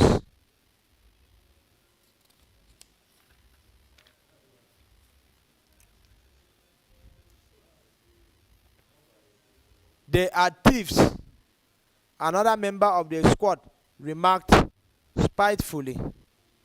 Abe said further, as they were still claiming to be the owners of the footwear, I went for the file showing the record of all the footwear seized on that day and the names of the owners. I got them the file to look through, but they couldn't find their names there. I got the boots for them and they took their leave. You shouldn't have allowed them to go like that. You should have taken time to the principal. You should have taken them to the principal for false claims. A hitherto passive member of the squad added. Intolerably, Principal Audu asked doubtfully, "You must have been sleeping all this while." Shortly after the boys had left, a student came with a message that my attention was needed in the principal's office immediately. Abe continued. On getting there, I met Fola and his friends sitting comfortably there. "What did the hospital do? Please, make it easy," Audu implored, looking at his watch. My boy's boots had refused to return the boots. My boy's boots, and the principal wanted to know why I had seized the boy's boots and refused to return the boots to them. "What?" Audu exclaimed, his eyes bulging, and added, "Didn't you explain to him they were false claimants? Rogues." Squad, the principal was not interested in my story. He acted so strangely that day that I thought he had gone mad. Squad, I was treated like a silly brat in front of the boys. He rained abusive words on me. At last, he ordered that I should give the boys their boots, and I did so immediately. What on earth and under heaven can we call that? Trade by barter or something? Plus, Pius queried, mystified. But Audu, was it going to happen if the real owners of the boots come around for them? Abe asked seriously. There is no problem about that, Audu responded quickly. They will be taken to the principal, of course. The assembly bell rang just as the members of the squad were preparing to report at their duty posts. Suspending further discussion, they all moved out of the office and got the door locked. Okay. Mr. Dandy was a senior technical instructor in the Ministry of Education before he became blind. He retired voluntarily from service when he developed a chronic eye disease that defied medical cure. Having lost his wife in a ghastly motor accident a few years back, Mr. Dandy now lived with his 3 children, Margaret, Joseph, and Eunice, in a rented low-cost apartment. Margaret was the only child still schooling. The other 2 had dropped out of school due to financial constraints and to assist their blind father in moving around. Now handicapped, Mr. Dandy lived by begging. He maintained his family with whatever he received as alms during his visitations to schools, charities, and other places. This Tuesday, he was prepared to visit Bright High School as usual. Joseph, his regular guide, was also dressed up and ready. A student of Bright High School did not like her father begging for alms in her school. She was ready to do anything in this field, anything in this world to stop it, but lacked the power to do so. Everybody in the school now knew who her father was, though she was not bothered about how some students treated her or talked to her because of her poor status. What often made her feel like crying was the mystery surrounding her father's blindness.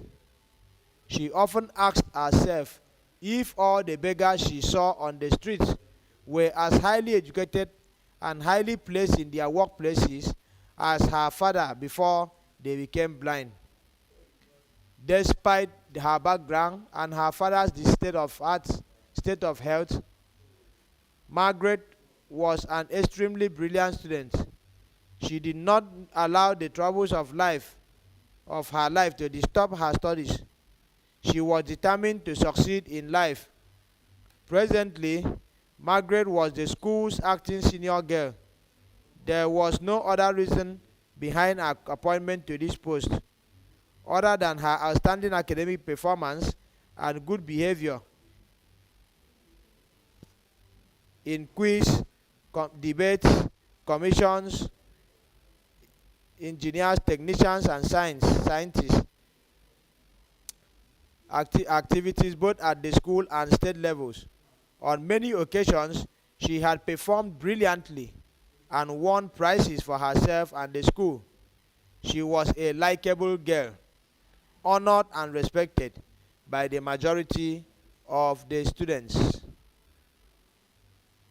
Mr. Dandy and Joseph left home at 7:30 a.m. and arrived at Bright High School 20 minutes later. Margaret had left for school earlier. The two waited patiently in front of the principal's office as the morning devotion was in progress. As the students marched out of the assembly hall to their various classes, Joseph alerted his father, "Pa, they have finished. Have you seen the principal?" "No." "Watch out for him," Mr. Dandy instructed. "Why do we need to see the principal, Papa?" Joseph questioned reasonably. The forgetful Mr. Dandy might really forget his child. The forgetful Mr. Dandy immediately reasoned with his child. "Yes, you are right," he said. "Look for Mr. Gabriel, please," he added hastily. Mr. Gabriel was assigned the duty of handling the collection of arms for Mr. Dandy. Both the teachers and the students were usually involved in the donations. That's Mr. Gabriel Joseph announced as he cited the teacher. "Has he seen us?" "Yes, Papa, he is coming towards us." Mr. Gabriel walked expectantly towards Mr. Dandy and his son Joseph. He greeted at a close distance. "Good morning, Mr. Dandy." "Good morning, sir. How is the family?" Mr. Dandy asked affectionately. "We are fine, Mr. Dandy," he responded. "So, can we quickly go to my office now? Because I want to go out," he added, walking towards his office. "Won't you greet your father?"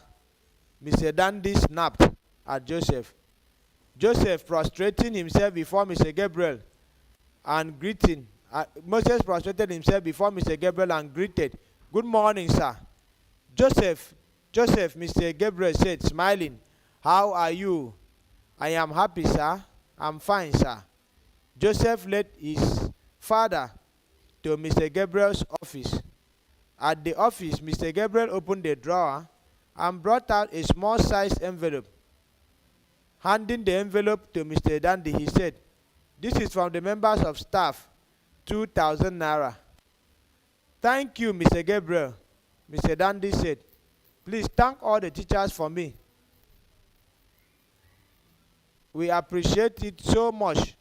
They will not lose their sight by the grace of God." "I will deliver your message," Mr. Gabriel promised. He continued,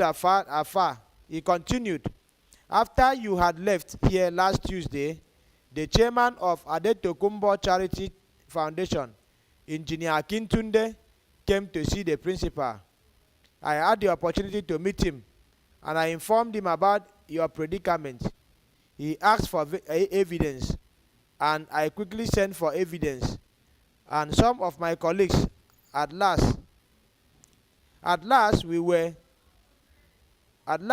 able to convince him, and he accepted to help. He wanted to know what kind of assistance you need, and I told him all you need is financial assistance.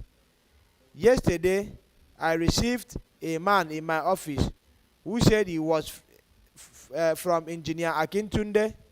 He gave me an envelope. He paused and opened his drawer again. He brought out a big, well-loaded brown envelope and gave it to Mr. Dandy. That's from Engineer Akintunde, the chairman of Adetokunbo Charity Foundation, Mr. Gabriel told Mr. Dandy as he handed the envelope to him.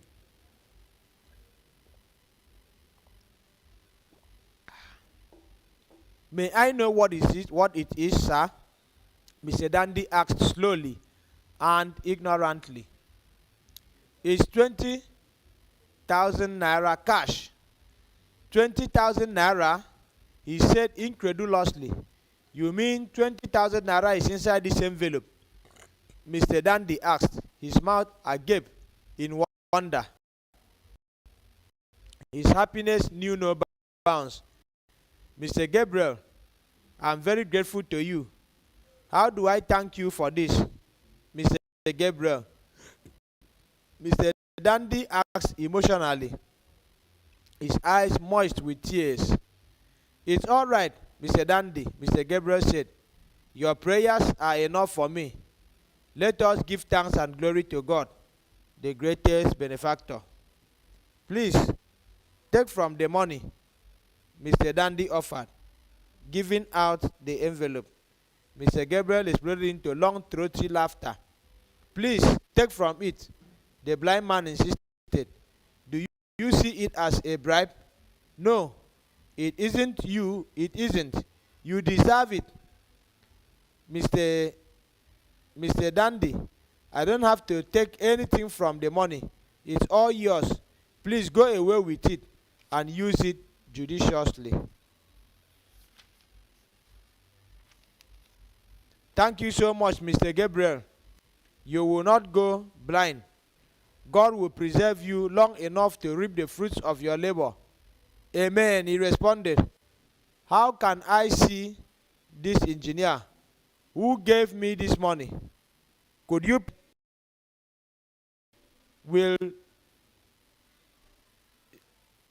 Yes, that reminds me, Mr. Gabriel said.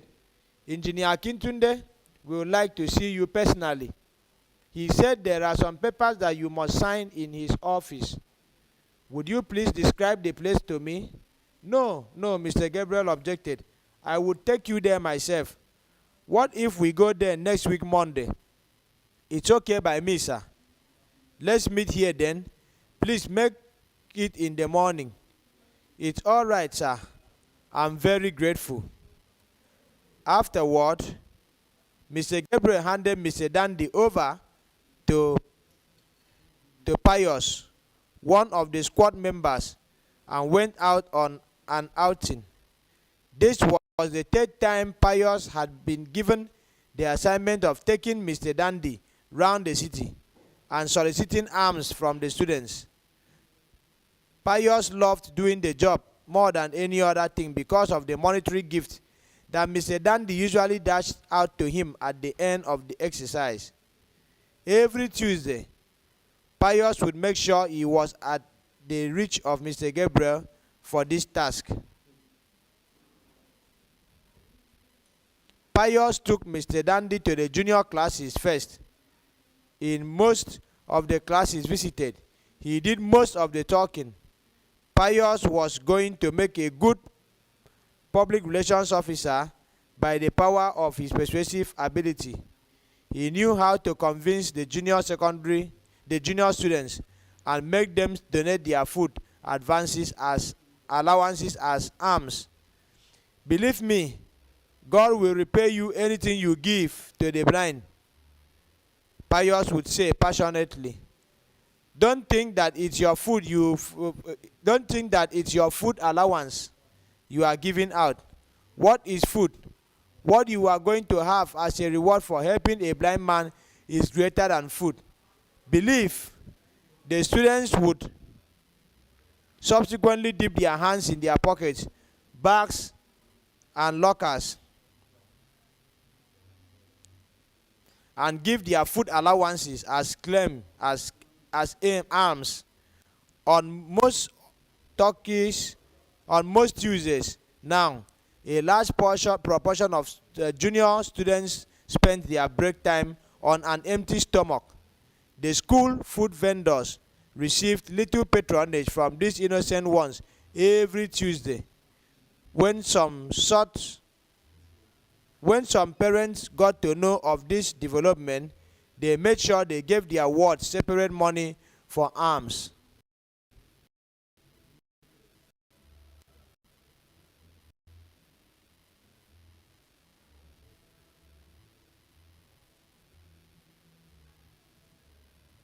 This is for pious. Some of them would tell their children as they handed them the money to be given out as alms. After they had gone round all the classes, including the senior ones, Mr. Dandy, Joseph, and Pius sat at the back of Adetokunbo Memorial Library to count all the money received as alms, mostly in the 5 naira notes and coins.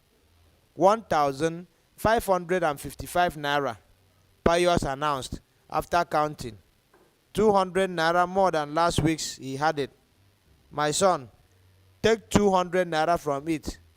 Thank you for being helpful, Mr. Dandy told Pius. Gladly, Pius counted 200 from the piles of 5 naira notes and pocketed it immediately. Thank you, Daddy. God will bless you, Pius responded ecstatically. What is your name? Mr. Dandy wanted to know. I'm Pius, sir. Do you mind helping me again? Mr. Dandy teased. He always, always, sir. I'm around anytime you want me, sir. That's good. I will tell Mr. Gabriel that if I like you, and I will tell Mr. Gabriel that I like you, and he will always invite you. Thank you, my son. After Pius had left, Mr. Dandy asked Joseph to put the remaining money inside the bag, inside the big brown envelope, which contained the 20,000 naira. After he had done this, Mr. Dandy folded the envelope neatly and tried putting it in his pocket, but the envelope was too big for his pocket. Mr. Dandy thought it was risky carrying the envelope openly. But buy a polythene bag for me outside, Mr. Dandy told Joseph and gave him a 5 naira note. Joseph went to purchase the bag in one of the shops located in front of the school. Sitting alone on the pavement now, Mr. Dandy held the envelope protectively to his chest. It was all his life now. A few seconds after Joseph had left, a boy who looked like a senior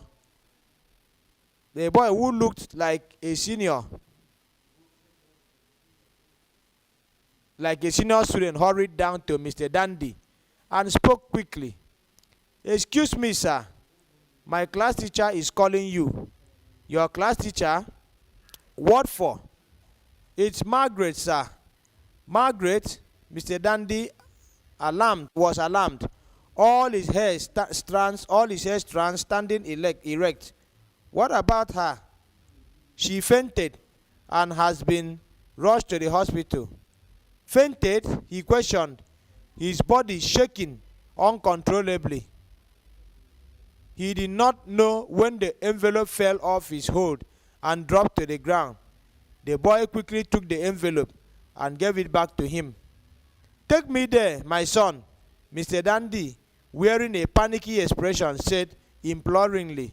Sir, I can't take you to the hospital, but can describe the place to you, said the boy. Please do, my son. The boy described the hospital to Mr. Dandy and went away. When Joseph returned with the polythene bag, Mr. Dandy put the envelope in the bag and held it firmly under his armpit. He then asked Joseph to take him to the hospital, where the boy said Margaret had been admitted. That was after he had briefed Joseph about the incident and described the hospital to him. Chapter 8. All this. I did not faint, and I wasn't rushed to any hospital. Margaret spluttered, looking bewildered. I said a boy came to me and said you fainted, Mr. Dandy said arguably. He said you had been rushed to the hospital. Papa, your child did not faint, Margaret said gently. The boy who told you that is a big liar, he added quickly. Okay, did you find me in the hospital? We didn't find you there. We searched all the wards, but you were not there. Mr. Dandy looked stupefied. He was confused. He couldn't imagine how a small boy could be so audacious as to deceive an elderly person like him.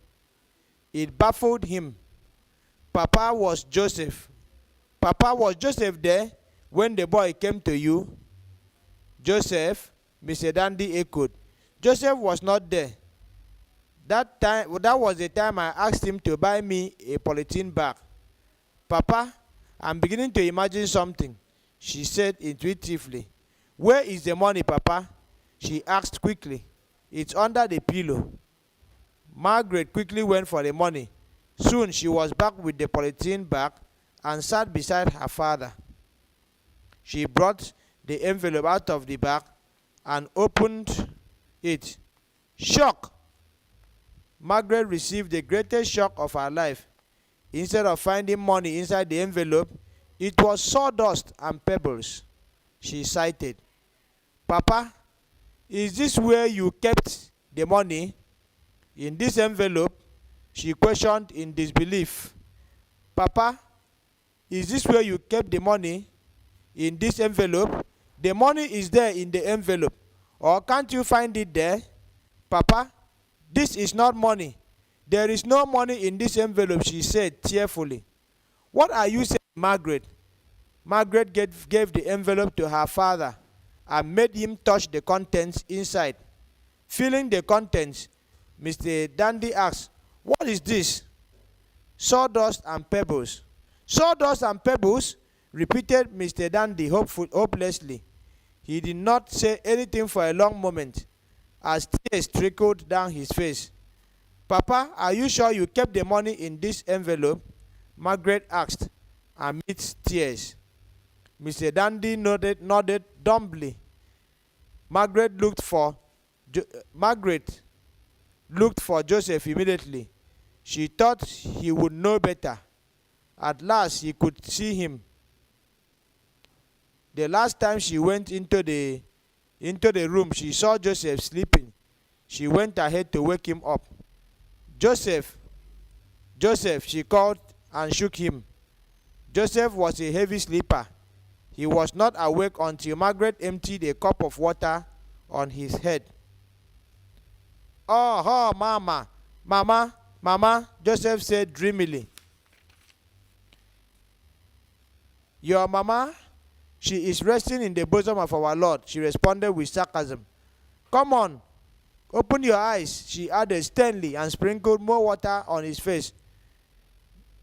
Joseph's eyes were now wide open. He stretched himself fully and yawned tiredly. Then Margaret took Joseph to where their father was sitting in a pensive mood. Do you know where Papa kept the money received in our school? She questioned Joseph, watching him closely. It's in the envelope, he responded. This one, said Margaret, as she lifted the envelope containing the sawdust and pebbles. Yes, the money is not there, she said, painfully. Where is it? Joseph asked, his eyebrows raised. Margaret handed him the envelope. What is this? Asked Joseph, looking straight into his sister's eye. I guess somebody changed the envelope she put in. Changed what? How? Mr. Dandy cut in his agreement. Joseph stared meaningfully at the envelope. He turned it over and over. This is not the envelope Mr. Gabriel gave Papa, Joseph said with conviction. Are you sure? Yes, Margaret. The envelope was bigger than this one. It had some printed words on it. I looked at it very well when Mr. Gabriel placed it on his table. Papa, can you hear that? I told you there was a foul play. Mr. Dandy also agreed there was a foul play somewhere. Somebody along the line had played a trick on him, exploiting his business. But who was the person and why? Could it be the boy who took him around the classes, Pius, or the boy who came to him with the fake information about the daughter? He was totally confused. Papa, is there anyone who you suspect? Margaret asked, looking directly into her father's eyes. Suspect?